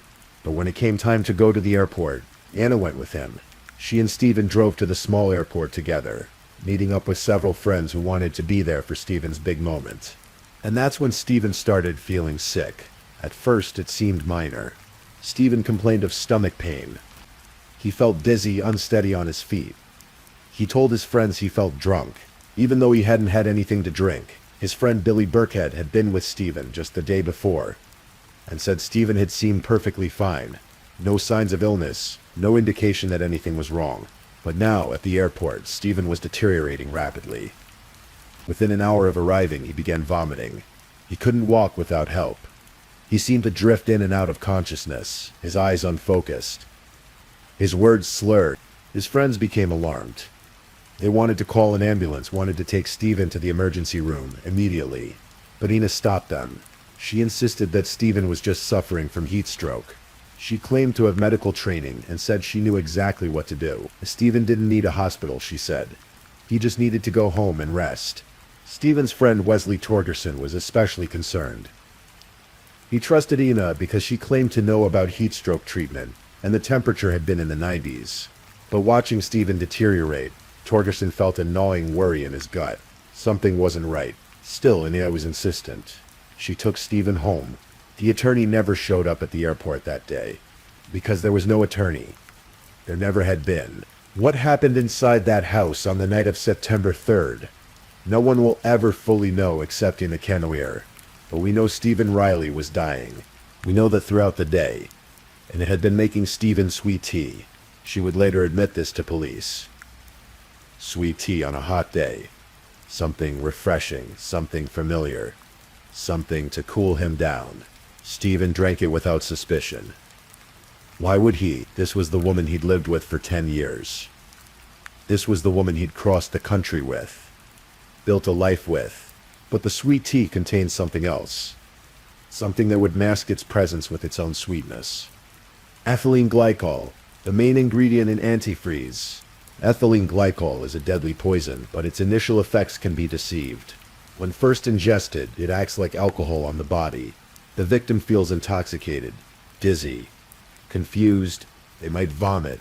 They might lose coordination. To someone who doesn't know what's happening, it could easily be mistaken for drunkenness or illness. But what ethylene glycol does inside the body is catastrophic. It metabolizes into toxic compounds that attack the kidneys, the heart, the brain. Without immediate treatment, it's lethal.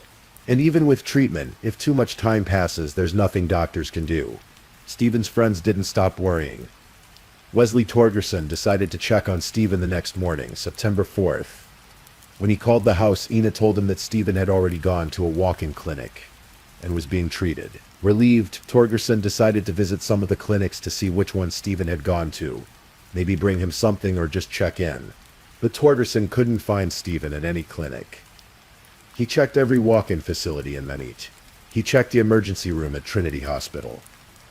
Stephen Riley hadn't been admitted anywhere. Ina had lied. Growing more alarmed, Torgerson tried calling the house again. No answer. Hours passed. The day wore on. And finally, later that afternoon, emergency services received a 911 call from Ina Canoyer. When paramedics arrived at the house, they found Stephen Riley unconscious. He was unresponsive, his breathing shallow, his body shutting down. They transported him immediately to Trinity Hospital in Menad. But his condition was so severe that he had to be airlifted to CHI, Alexius Medical Center in Bismarck, about 100 miles away. Stephen Riley never regained consciousness. He died on September 5, 2023, with his family receiving the terrible news by phone. He was 51 years old. The official cause of death, ethylene glycol poisoning. Stephen Riley's friends and family knew almost immediately that something was wrong. This wasn't a random tragedy. This wasn't an accident. They remembered the comments Anita had made over the years. Dark jokes, strange references to poisoning someone with antifreeze. At the time, people had dismissed them as morbid humor, the kind of thing someone says without really meaning. But now those comments took on a sinister new meaning.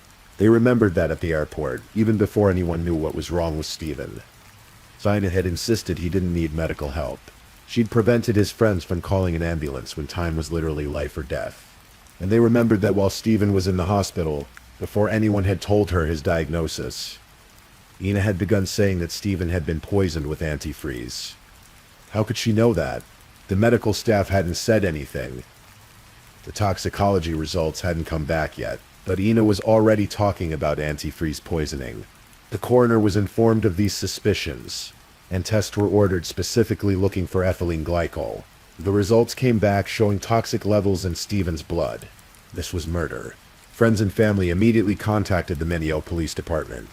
They told detectives about Ina's strange comments, about the inheritance Stephen was supposed to receive, about the fact that Stephen had been planning to leave Ina once he got the money. The Menisa police launched an investigation. It was, in the words of investigations Commander Captain Dale Plessas, extremely complex.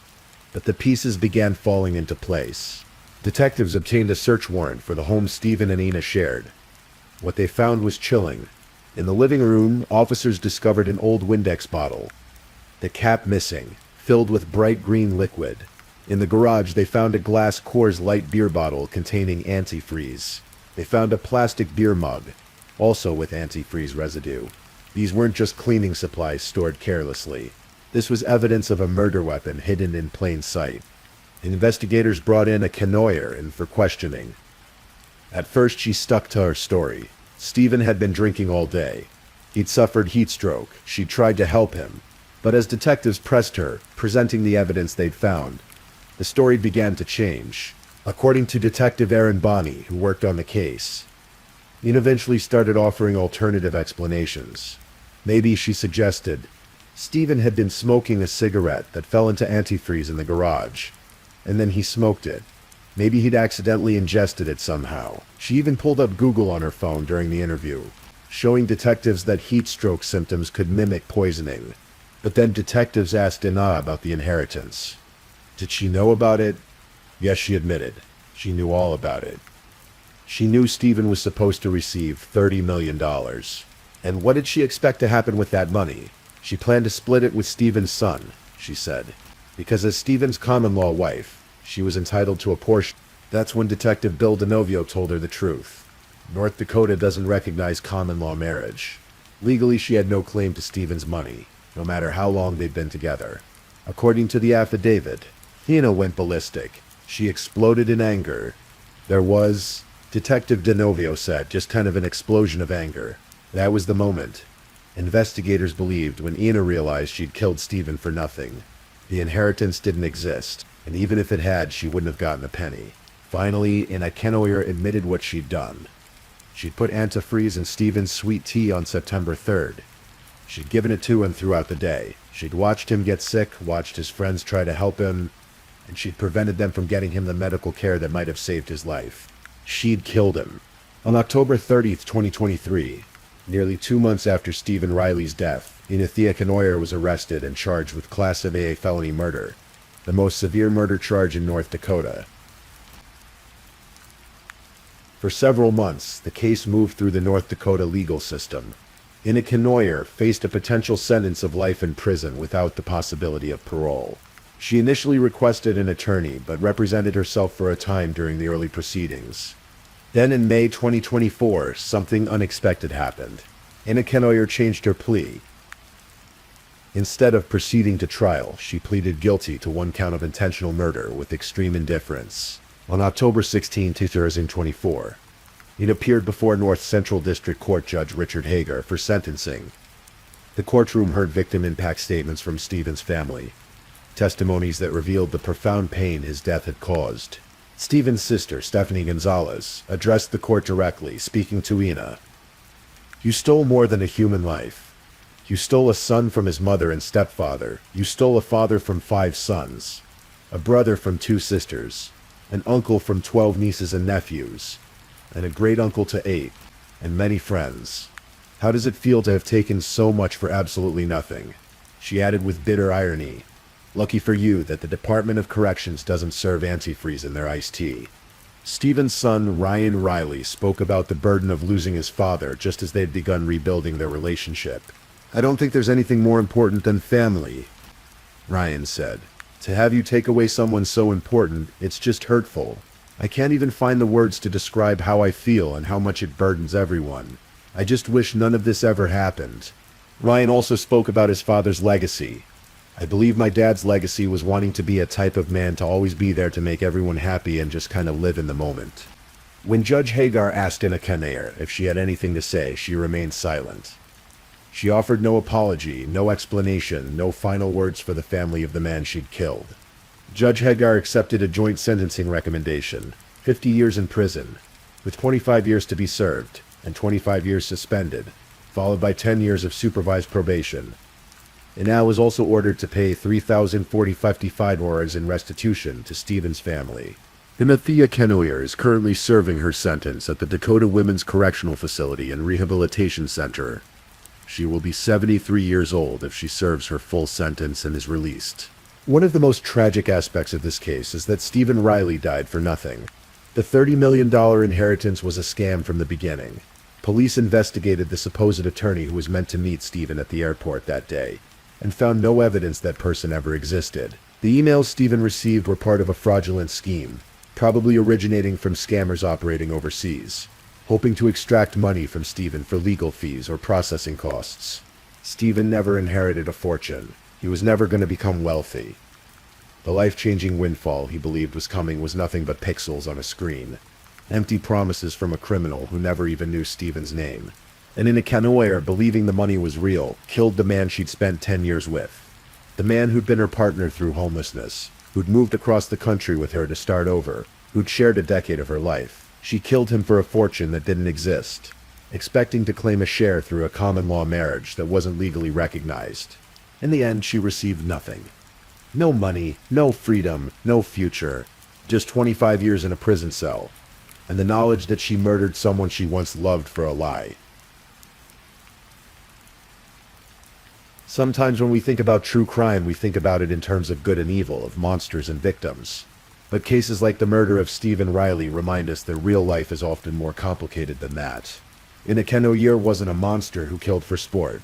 She was a woman who'd struggled with homelessness, who'd built a life with someone, and who, when faced with the prospect of losing everything, made a choice that destroyed two lives, Stephen's and her own. Greed is one of the oldest motives for murder. But this wasn't the greed of someone who had everything and wanted more. This was the desperate greed of someone who'd had nothing for so long that the promise of wealth became something she was willing to kill for. The irony is that she killed for money that never existed, revealing just how powerful desperation and fear can be. Stephen Riley deserved better. He deserved the second chance he'd been working toward. He deserved to watch his children grow up, to reconnect with his son, to live out the rest of his days in peace.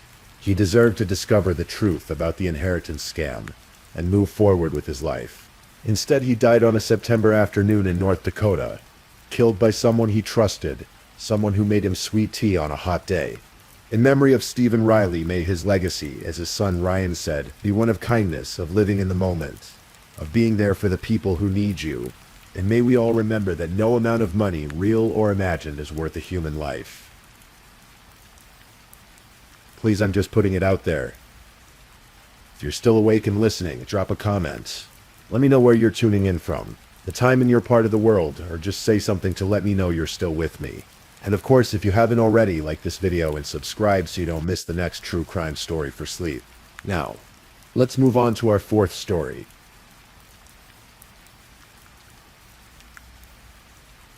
Story 4. Tonight, let me tell you a story.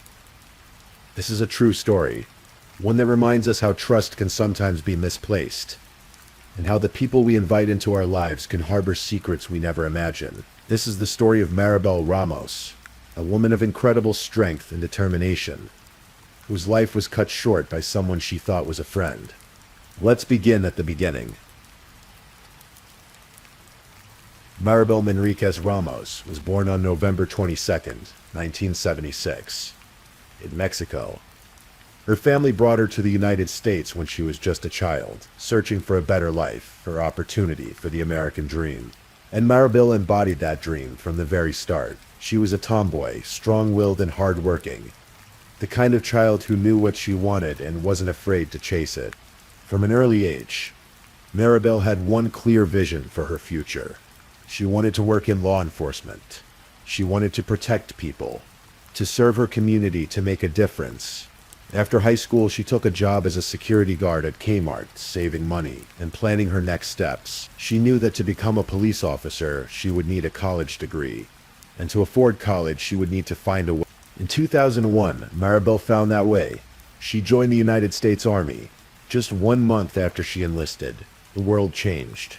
September 11, 2001, brought terror to American soil. And suddenly, the military career Maribel had chosen became something much more immediate, much more dangerous. But Maribel didn't back down. She served with distinction, deploying twice to Iraq during some of the most intense periods of the war. She saw combat. She experienced things that would mark her forever, but she survived. and in 2008, after 8 years of service, she was honorably discharged. Sergeant Maribel Ramos came home to California with her head held high. She moved in with her mother and enrolled at California State University, Fullerton. She was going to finish what she'd started. She was going to get that degree in criminal justice. And then she was going to become a police officer, just like she'd always dreamed. But life had one more tragedy in store for her before she could reach that goal.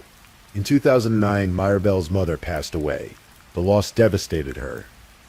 Her mother had been her anchor, her support system. Now at 32 years old, Maribel found herself alone, grieving, and struggling to make ends meet. She couldn't afford the apartment on her own. She needed help. She needed a roommate. So she did what millions of people do when they need to find someone quickly. She posted an ad on Craigslist. Among the responses that came flooding in was one from a man named Kwang Chol Joy. He went by KC. In his message, KC described himself as quiet, easygoing, clean, and professional. He was 55 years old, single, with no children. He was looking for a place to stay while he searched for work. He seemed harmless. He seemed perfect. So Maribel made the decision. Casey Joy moved into her apartment in Orange, California. At first, everything seemed to validate that decision. Casey was exactly as advertised. He was low maintenance, kept his space clean, barely made a sound. He spent most of his time in his room, or quietly around the apartment. He never had friends over, never threw parties, never caused problems. For Maribel, who was juggling her studies and trying to rebuild her life after losing her mother, having such a peaceful roommate felt like a blessing. But here's the thing about Casey Joy. He was lonely, deeply, profoundly lonely. Casey had come to California from Tennessee after a series of devastating personal losses. Both of his parents had died. He'd lost his job, and his relationship with his sister had deteriorated so badly over disputes about their inheritance that she'd taken out a restraining order against him. His sister would later tell investigators that she was terrified of KC, that he had a violent temper she'd witnessed firsthand. But Maribel didn't know any of this. What she saw was a quiet, somewhat sad man who seemed to have no one in the world. And Maribel, with her big heart and her natural compassion, couldn't stand to see anyone suffering from loneliness. She started inviting KC to family gatherings. She brought him along to events, introduced him to her relatives, made him feel included. Her family welcomed him warmly. They felt sorry for him, this middle-aged man with no connections, no support system. Lucy would later say, "It's sad because we felt his loneliness. KC became part of the family." And for Maribel, he became more than just a roommate. He became a friend. They would run errands together, walk their dogs in the neighborhood, chat about their days. To anyone watching from the outside, they looked like the perfect roommate situation. Comfortable, easy, safe. But for Casey Joy, something else was happening. Something Maribel didn't see, or perhaps didn't want to see. He was falling in love with her. The first sign that something was wrong came during a phone call to Lucy. Casey called Maribel's sister one day and told her quite directly that he was in love with Maribel. He wanted to marry her. He wanted to have children with her. He saw a future with her. Lucy was immediately concerned. She knew her sister. She knew Maribel didn't feel that way about Casey. And she could hear in Casey's voice that this wasn't just a passing crush. This was something deeper, something more intense. She warned Maribel to be careful. But Casey's feelings didn't stop at confession. They began to manifest in increasingly desperate ways. He started buying Maribel expensive gifts. He bought himself an entirely new wardrobe, trying to look more appealing. When Maribel casually mentioned one day that she thought tattoos looked good, Casey went out and got a large tiger tattooed on his arm. When that didn't work, when Maribel still didn't see him as anything more than a friend, Casey took even more drastic measures. He spent over $10,000 on cosmetic surgery. He had a procedure done on his eyes to make himself look younger. He was trying to transform himself into someone Maribel might find attractive. He paid for her to go on a cruise with him, hoping that the romantic setting might change her feelings. But nothing worked. Maribel didn't see Casey as a romantic partner. She couldn't.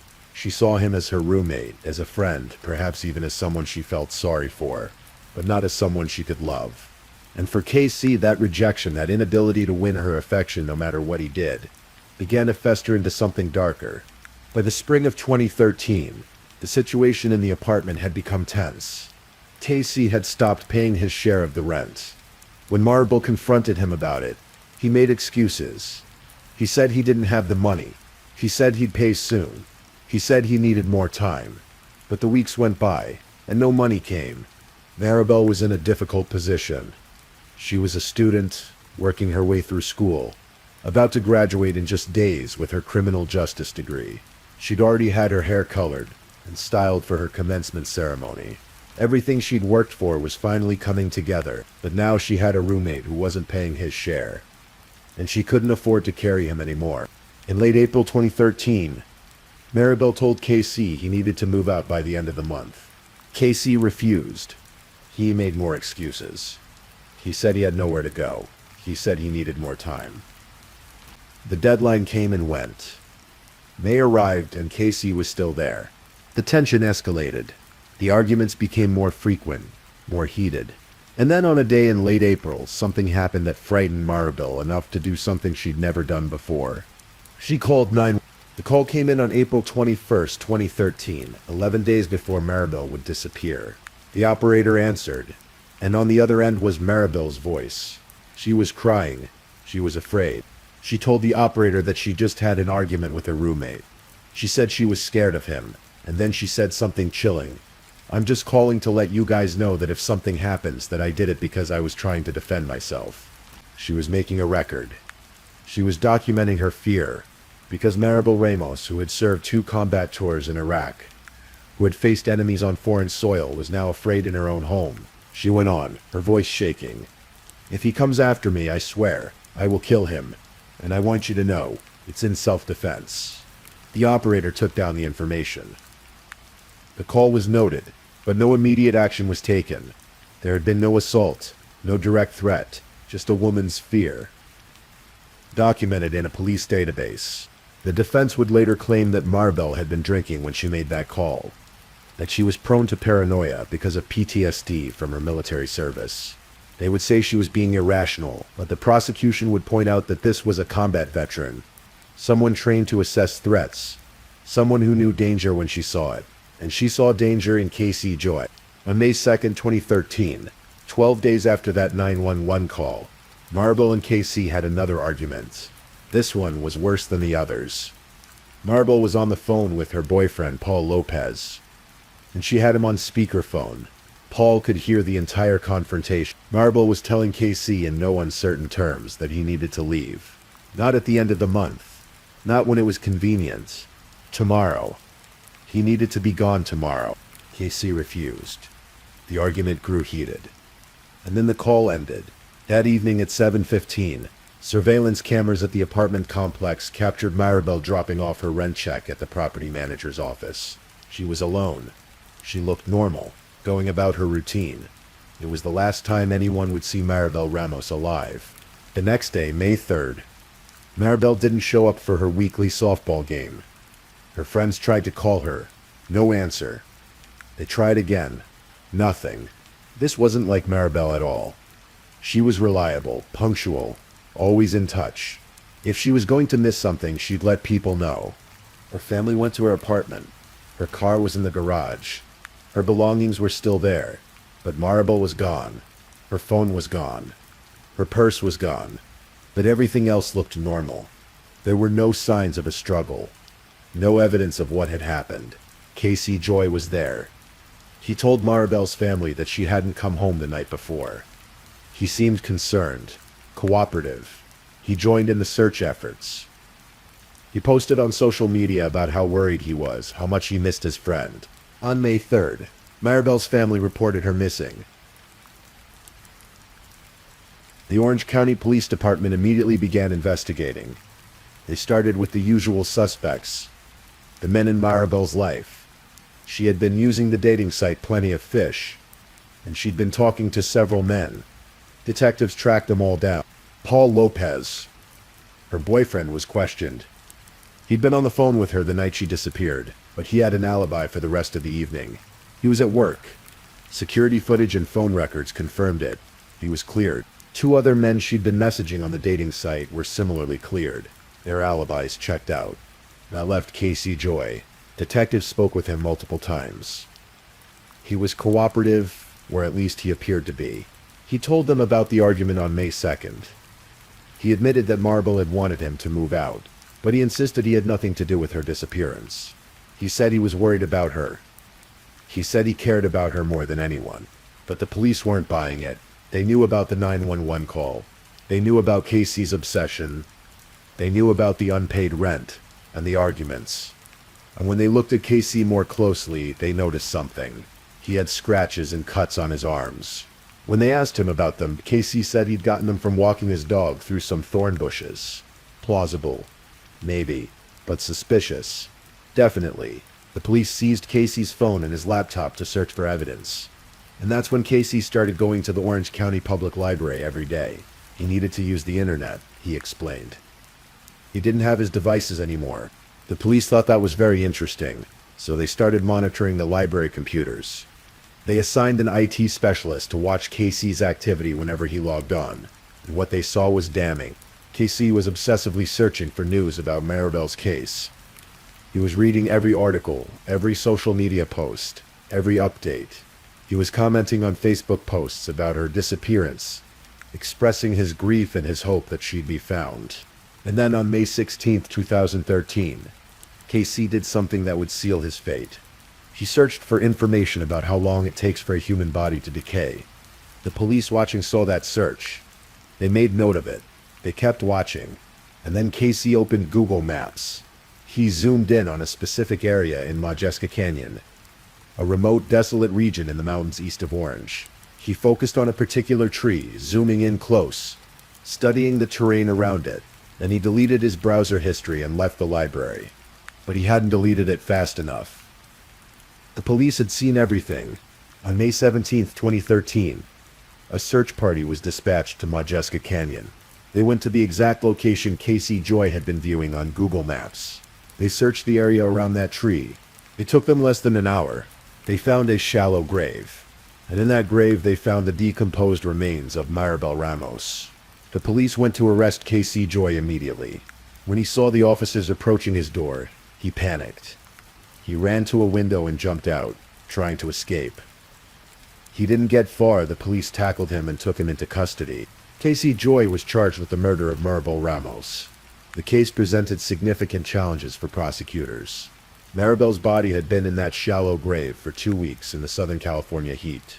The decomposition was so advanced that the coroner couldn't determine the cause of death. There was no forensic evidence tying Casey directly to the killing. No weapon was found. No blood evidence in the apartment. But the circumstantial evidence was overwhelming. The prosecution laid out their theory.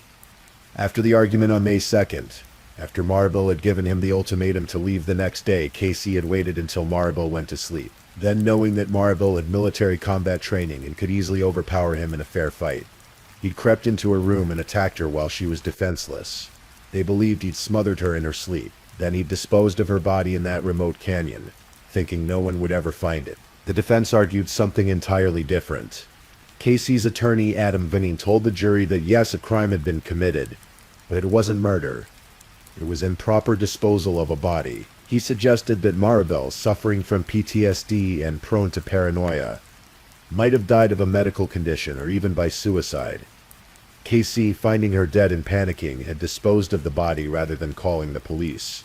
It was a thin argument, and the prosecution tore it apart. They pointed to the 911 call where Maribel had documented her fear. They pointed to Casey's obsession, the plastic surgery, the expensive gifts, the refusal to accept that Maribel didn't love him back. They pointed to the internet searches, the body decomposition, the Google Maps zoom on the exact location of the grave. The defendant did a virtual drive-by of where he dumped the body. Deputy District Attorney Scott Simmons told the jury. And then Simmons delivered what might have been the most powerful line of the trial. Maribel was his life, and the opportunity for him to be with the love of his life was coming to an end. The jury deliberated. On July 29, 2014, they returned with their verdict. Not guilty of first-degree murder, but guilty of second-degree murder. Casey Joy showed no emotion as the verdict was read. He simply blinked and stared straight ahead. On September 12, 2014, Casey Joy stood before the court for sentencing. He was given the opportunity to address the court, to say anything he wanted before the judge handed down his sentence. He didn't apologize. He didn't express remorse.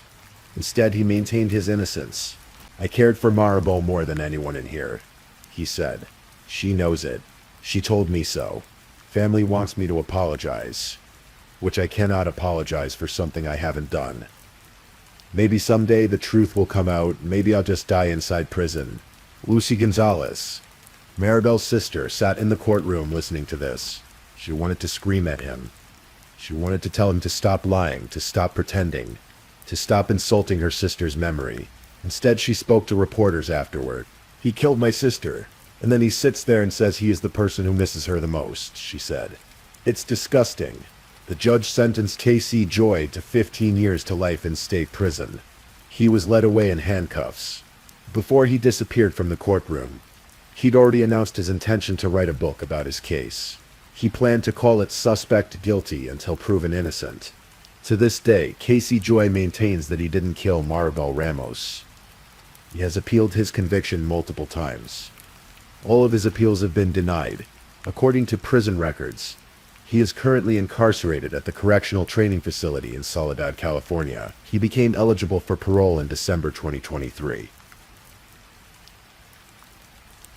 Maribel Ramos was 36 years old when she died. She was days away from graduating with her degree in criminal justice. Her cap and gown were hanging in her closets.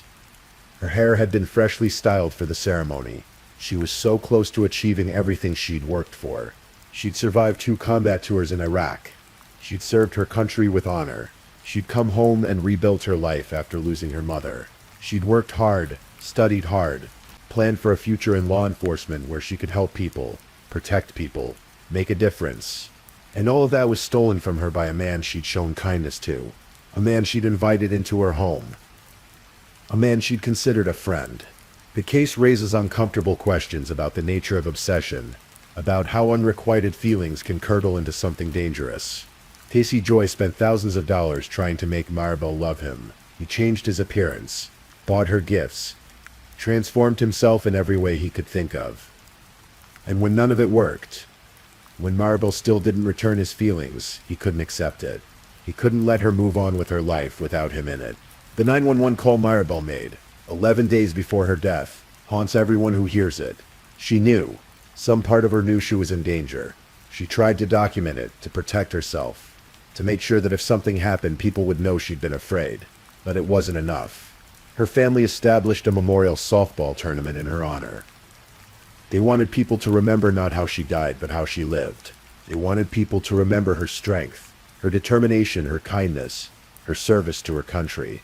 They wanted people to remember that Maribel Ramos was a hero, and she deserved so much better than the fate that found her. The murder of Maribel Ramos is a tragedy that never should have happened. It's a story about trust betrayed, about kindness exploited, about a woman whose compassion toward a lonely man cost her everything. Tonight, as you drift off to sleep, remember Maribel. Remember her dreams, her ambitions, her service. Remember that she was more than a victim. She was a daughter, a sister, a friend, a soldier. She was someone who wanted to make the world a better place. And in remembering her, perhaps we can all be a little more vigilant, a little more aware of the warning signs of obsession and unhealthy attachment. Perhaps we can honor her memory by looking out for one another, by taking seriously when someone says they're afraid, by understanding that sometimes the people who seem the quietest, the most harmless, can be hiding the darkest intentions. Please, if you're still awake, let's move on to our last story. Story 5. Tonight, we travel back to November 1994, to a quiet suburban neighborhood in Springfield, Virginia, where a promising life was cut short in an act of senseless violence that would haunt a family for 3 decades. This is the story of Robin Lawrence, a gifted artist, a devoted mother, and a woman whose murder remained unsolved for nearly 30 years, until advances in DNA technology finally brought the truth to light. Robin Ward Lawrence was born in 1957 in Ithaca, New York, into a family that would leave its mark on history. Her father, Robert Ward, became the first black common councilor on the Syracuse Common Council, serving their community with distinction during the late 1960s and early 1970s.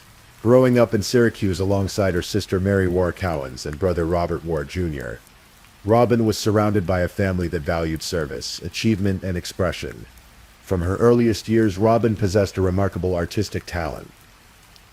She won a drawing competition at the Everson Museum and earned several prizes in the following years. Her passion for creativity wasn't limited to visual arts. She was also passionate about dancing, moving through life with the grace and expressiveness that would define her character. Robin's artistic journey led her to Carnegie Mellon College of Fine Arts, where she honed her skills in graphic design and visual arts. After graduating, Robin relocated to Washington, D.C., where she met the love of her life, Ollie Lawrence. The connection between them was immediate and profound. They began dating and eventually moved to Virginia together, building a life filled with hopes and dreams. They married and welcomed a daughter named Nicole into the world. By 1994, the Lawrence family had settled into their home on Resica Lane in West Springfield, Virginia. Robin was employed at Merchants Tire and Auto Center in Meneses as the director of advertising, where her artistic vision and creative expertise helped shape the company's public image. Everything seemed to be falling into place for the young family. They were working on home improvements, fixing up their yard, creating the kind of life that so many aspire to, one filled with love, work, and the simple joys of watching their daughter grow. Robin's niece, Lauren Ovens, who was only 8 years old at the time, would later remember her aunt with deep affection. "She always made me feel so loved and helped me express myself," Lauren recalled. "She was very expressive. She was an artist. She was a dancer." November 1994 should have been a time of preparation and anticipation. Thanksgiving was approaching, and families across America were making plans for gatherings, meals, and celebrations. For the Lawrence family, however, the holiday would forever be marked by tragedy. Ollie was on a business trip in Nassau, Bahamas, traveling for work as an airline executive. Robin went to work that Friday, came home, and dropped off their nanny around 6:30 in the evening. It was a routine end to what seemed like an ordinary day. The last time anyone had heard from Robin was around 6 p.m. on Friday, November 18th. What happened next would remain a mystery for nearly 3 decades. Somewhere around 9:30 that evening, as darkness settled over the quiet Springfield neighborhood, a 22-year-old Army soldier named Stephen Smirk left his barracks at Fort Myer in Arlington, Virginia. He had been drinking beer and, by his own later admission, had taken ephedrine, but something else drove him that night, something dark and inexplicable. Smirk later confessed that he had broken into Robin's house with the sole intention of killing someone. He said, "I knew that I was going to kill somebody. I did not know who I was going to kill. Something inside of me just compelled me to do it. It was like this overbearing thought in my brain that I needed to kill somebody." Though he claimed that he was familiar with the neighborhood because one of his friends also resided there, he had no clue who lived in Robin's home. He drove to West Springfield, to a neighborhood where he had partied with friends before. The house he chose was selected at random, a terrifying truth that would later send chills through the community. It could have been any house, any family, any life. Using a stick to jimmy open a sliding glass door, Smirk entered the home and went to Robin's bedroom. When she reached for the phone to call for help, he cut the cord. What followed was an attack of unimaginable brutality. Robin was stabbed 49 times. Smirk told detectives he used what he called his combat training during the assault. Robin begged him not to kill her. She tried to stop him, but her pleas went unanswered. After the murder, Smirk drove back to his barracks, tossing the knife off a bridge and throwing away his blood-stained clothes. Then he returned to his life as if nothing had happened, carrying a terrible secret that he would keep for nearly 30 years. Meanwhile, in that house on Resica Lane, a 2-year-old girl named Nicole was left alone with her mother's body. For 2 days, the toddler wandered through the house, confused and frightened, not understanding why her mother wouldn't wake up.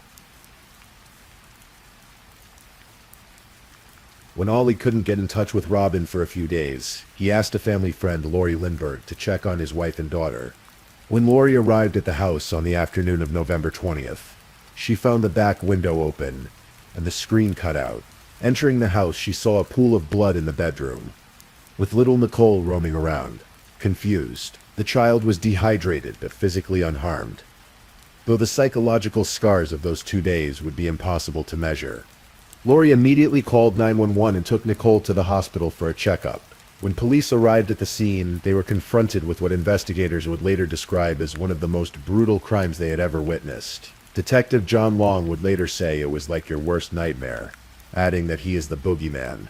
Blood covered the bedroom walls. The violence had been extreme and personal, yet strangely there were valuables in the bedroom. Cash and jewelry, but nothing had been stolen. There was no sign of forced entry in the traditional sense. No evidence of sexual assault. This wasn't a robbery gone wrong. This was something else entirely. In those early days after Robin's murder, investigators worked tirelessly to find answers. They processed the crime scene meticulously, collecting fingerprints, blood samples, and DNA evidence. One piece of evidence in particular would prove crucial decades later: a washcloth found in Robin's bathroom that contained the killer's blood. Crime scene detective Mark Garman carefully preserved this evidence, not knowing that it would be why our killer is in custody 3 decades later, as Police Chief Kevin Davis would eventually say. The DNA profile was developed and run through CODIS, the FBI's national database. But there was no match. The killer wasn't in the system. As investigators pieced together a timeline, they naturally looked at those closest to Robin. They discovered that Ollie had been having an affair. Detectives flew down to the Bahamas to confirm his alibi, verifying that he was on the flight he was supposed to be on, and at the hotel where he claimed to be staying. They interviewed his lover but found no evidence of her involvement. Robin's family, her sister Mary, her brother Robert Jr., and her parents, were shocked to learn about the affair, but they never believed Ollie was responsible for Robin's death. The evidence supported their instincts. Ollie's alibi was solid. The investigation expanded outward, examining Robin's social connections, her work relationships, anyone who might have had a reason to harm her, but every lead seemed to evaporate. Every theory led to a dead end. Days turned into weeks. Weeks turned into months. Months became years. The case went cold. For Robin's family, the years that followed were marked by a grief that never fully healed. Her father, Robert War Sr., a World War II veteran, would later recall the phone call telling him about Robin's death. One memory, he said, would never leave him. My granddaughter was right next to where she was murdered. I'll never forget that. Never. He had to break the devastating news to his surviving children. Mary War Cowens remembered that after hearing the words, "Robin is dead," her world shattered. It was like a nightmare. Her brother Robert Jr. added. At Robin's funeral, Mary remembered thinking, Robin's killer could be in this room with us. We didn't know. The uncertainty was almost as painful as the loss itself. Who had done this? Why? Would they ever know? Meanwhile, Stephen Smirk continued with his life. He left the army, moved to upstate New York, and settled in the quiet suburb of Niskayana. He married a defense attorney and had 2 children. He worked as a software engineer, living in a nice house in a good neighborhood. By all outward appearances, he was a model citizen, a family man with no criminal record, not even a speeding ticket. But beneath that ordinary surface, Smirk carried the weight of what he had done. Years later, he would tell detectives something chilling. I honestly believe that if it wasn't for my wife and my kids, I probably would be a serial killer. I am a serial killer who's only killed once. The statement was paradoxical and disturbing. Former FBI profiler Mary Ellen O'Toole noted that it is possible for someone with serial killer impulses to kill just once. We have learned over the years with cases like BTK and the Golden State Killer, and other cases where they do stop, she explained. The compulsions don't go away, but circumstances, family, fear of capture, or other factors can prevent them from acting on those impulses again. In 2019, 25 years after Robin's murder, the Fairfax County Police Department made a decision that would change everything. They sent the DNA sample from the crime scene to Parabon Nanolabs, a DNA technology company in Northern Virginia that specialized in genetic genealogy and DNA phenotyping. This was relatively new territory in forensic investigation. Genetic genealogy works by using a suspect's DNA to find their relatives who have submitted their DNA to genealogical databases. The investigators then research those relatives' family trees until they find a potential person of interest.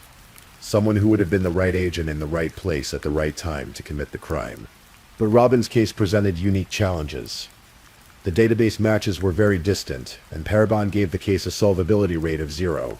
Enter Liz, a volunteer with the Fairfax County Police Department, who asked that her last name not be used. Despite Parabon's pessimistic assessment, Liz decided to take on the challenge. The process proved difficult, and she was ready to give up a number of times. But Liz persisted. For 3.5 years she worked through distant familial connections, constructing family trees, eliminating possibilities, following leads that went nowhere, and starting over again. The work was painstaking and frustrating, requiring patience, attention to detail, and an unwillingness to give up. Meanwhile, Detective Melissa Wallace and Detective John Long had been assigned to review Robin's cold case in April 2021. They were struck by the sheer violence of the attack. This wasn't just a murder, it was a frenzy. An explosion of violence that seemed to have no rational explanation. The detectives also requested that Parabon create a DNA phenotyping sketch, a composite image of what the killer might look like based solely on his DNA. The technology could predict physical appearance from genetic markers, skin color, facial structure, eye color, and other features. Scientists created a facial model showing a man with fair skin, a larger chin, and wider than average jaw and cheeks. Finally, after years of meticulous work, Liz had a name: Stephen Smirk. I felt like this really was him, Liz later said. I didn't know it for certain, but I believed it was. I contacted the detectives.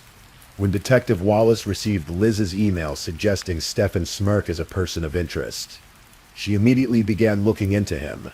What she found seemed completely at odds with the profile of a brutal killer. Computer programmer up in New York, married to a defense attorney, 2 kids in high school, nice house in the suburbs. Not so much as a speeding ticket on his background, Wallace recalled. I'm thinking there's no way this is our guy. But then Detective Long found Smirk's yearbook photo from when he was 16 years old. It looked remarkably similar to the phenotyping sketch. The pieces were starting to align.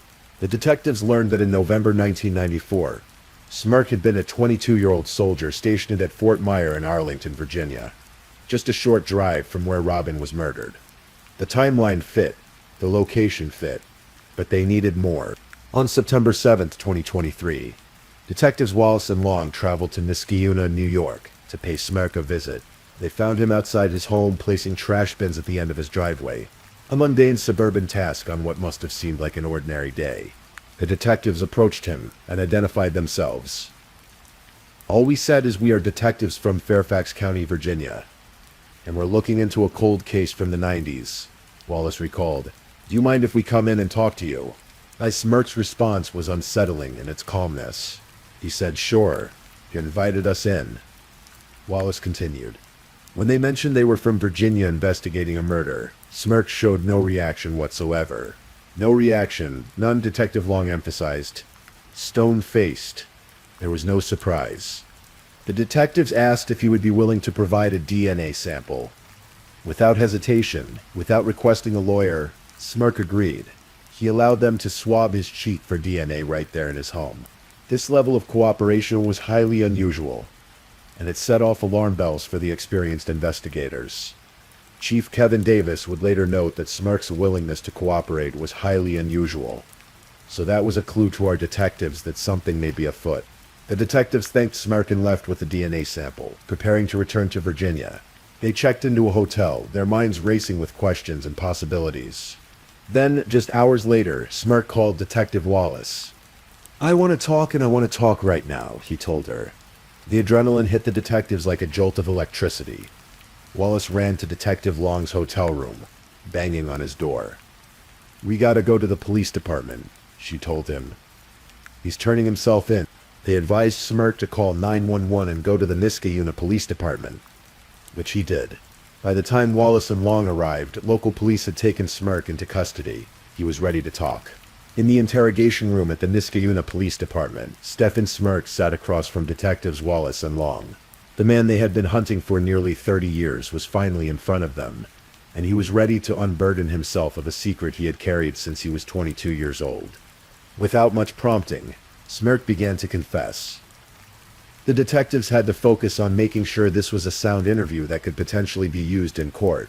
Every word needed to be documented. every detail preserved. And Smirk told them about the night of November 18th, 1994. He had been at Fort Myer drinking beer and taking ephedrine. But it was something else, some dark compulsion that drove him out into the night. I knew that I was going to kill somebody, Smirk explained. I did not know who I was going to kill. Something inside of me just compelled me to do it. It was like this overbearing thought in my brain that I needed to kill somebody. He described driving to West Springfield, to a neighborhood he knew because friends lived there.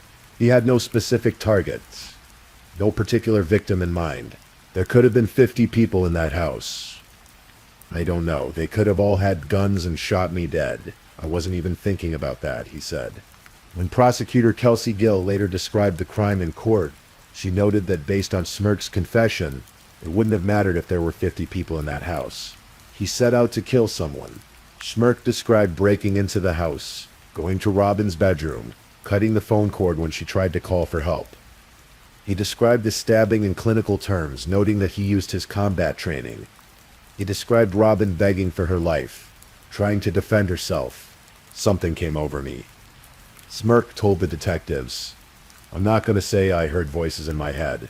I didn't hear somebody actually talking to me, but it was like this overbearing thought in my brain that I need to kill somebody. I just had to kill somebody. I can't explain it to you.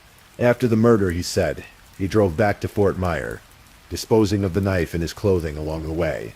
Then he resumed his life, eventually leaving the military, getting married, having children, building a career, all while carrying the memory of what he had done. Then Smirk made one of the most disturbing statements of the entire interrogation. I honestly believe that if it wasn't for my wife and my kids, I probably would be a serial killer. I am a serial killer who's only killed once. The statement hung in the air. What did it mean? Was he truly a serial killer who had somehow managed to kill only once? Or was this a grandiose claim from someone trying to make sense of his own actions? When detectives asked if he had anything he wanted to say to Robin's family, Smirk's response was chilling in its lack of remorse. How do I say this? I know you're recording. I don't feel anything for the family. I feel bad that I did it because I knew someday my personal freedom would be affected. He wasn't sorry for what he had done to Robin. He wasn't sorry for the devastation he had caused her family, for the trauma inflicted on a 2-year-old girl, for the decades of pain and unanswered questions. He was only sorry that he had been caught. It was 100% intentional, Smirk stated flatly. The DNA sample that Smirk had voluntarily provided came back as a match to the evidence from the crime scene. Combined with his detailed confession, the case against him was overwhelming. In September 2023, Stephen Smirk was arrested and charged with murder. He waived extradition and was transported back to Virginia to face justice. When Ollie Lawrence, now living in France, received an email from a Fairfax County detective on a Friday morning, he could hardly believe it. After 29 years, police had a suspect in custody. The case that had haunted him and Robin's family for 3 decades was finally solved. At a preliminary hearing in April 2024, Robin's family saw Smirk for the first time. Lauren Ovens, Robin's niece, was struck by his size. I was amazed how big he was. He needed 2 bailiffs around him. The first thing I thought of was my aunt didn't stand a chance. Prosecutors played Smirk's confession for the court. The family heard in his own words what he had done to Robin. There was no emotion. Lauren recalled, "It didn't feel real, just made me feel angry. How could he have done that?" Fairfax County Commonwealth Attorney Steve Descano addressed the court with unusual candor. "Look, I've dealt with murderers before. I can tell you that in my mind, Stephen Smirk stands alone as somebody who represents a true danger to the community." On October 4th, 2024, Stephen Smirk pleaded guilty to first-degree murder. On March 7th, 2025, Circuit Court Judge David Oblon sentenced Smirk to the maximum penalty, 70 years in prison, along with a $100,000 fine. The judge noted that he had almost rejected the plea agreement that prevented a life sentence. Mr. Smirk's cruel impact on the family he decimated is incalculable. Judge Oblon said, "This murder is one of the worst crimes in Fairfax County history. In the court's judgment, Smirk should receive the maximum sentence." At 53 years old, with health issues including diabetes and heart problems, the 70-year sentence effectively means Smirk will die in prison, due to a quirk of timing. The crime was committed 41 days before parole was abolished in Virginia. Smirk could technically be eligible for parole in 2037 when he would be 65 years old. However, if ever released, he would be required to wear a GPS monitor and undergo substance abuse and mental health treatment for the rest of his life. But given his age and health, it's unlikely he will ever see freedom again. For Robin's family, the arrest and conviction brought a complex mixture of emotions. There was relief that the killer had finally been caught, that justice had been served. But there was also renewed grief, as the case forced them to relive the horror of Robin's death in vivid detail. Mary Warcowens, Robin's sister, spoke at Smirk's sentencing.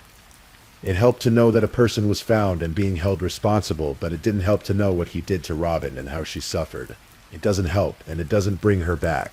In a statement after the sentencing, Mary reflected on what the resolution meant. We were pleased with the judge's determination and his offering a full 70-year sentencing. It brings some closure for me, and for the family we've waited 30 years to achieve. It doesn't change the facts of the case. It doesn't bring Robin back to us. It doesn't take away all the pain and suffering that we felt all of these years. But she also noted that closing this chapter allowed the family to move forward in a new way. Now that this part of the trial is finished, the sentencing is finished, it gives us an opportunity to kind of return to what we remember, not just about how she died, but who she was. And who was Robin Lawrence? She was a daughter of Syracuse, a graduate of Carnegie Mellon, an artist who won competitions at the Everson Museum as a child. She was a dancer who moved through life with grace and expression. She was a wife who built a life with Ollie in Virginia. She was a mother who loved her daughter Nicole with all her heart. She was a director of advertising who brought her creative vision to her work every day. She was a sister, a niece, a friend, someone who made others feel loved and helped them express themselves. Robin's father, Robert Warr Sr., now over 100 years old, lived to see his daughter's killer brought to justice. The family that had wondered for 30 years whether they would ever know the truth finally had their answers. Commonwealth Attorney Steve Descano summed up the significance of the case. The random and senseless murder of a young mother scarred Fairfax County for more than 30 years. The pain left by Robin Lawrence's murder can never fully heal. But I hope that today's sentence will help her loved ones finally close this difficult chapter. Robin Lawrence's case stands as a testament to the power of persistence in the pursuit of justice. It took the dedication of cold case detectives who refused to let the case fade away. It took the painstaking work of a volunteer genealogist who wouldn't give up, even when the experts said the case was unsolvable. It took advances in DNA technology that didn't exist in 1994. And it took the courage of a family that never stopped seeking answers. The case also highlights the randomness of violence and the terrifying reality that evil can wear an ordinary face. Stephen Smirk wasn't a monster lurking in the shadows. He was a soldier, a software engineer, a husband, a father. He lived a normal life for 30 years after committing an act of unspeakable brutality.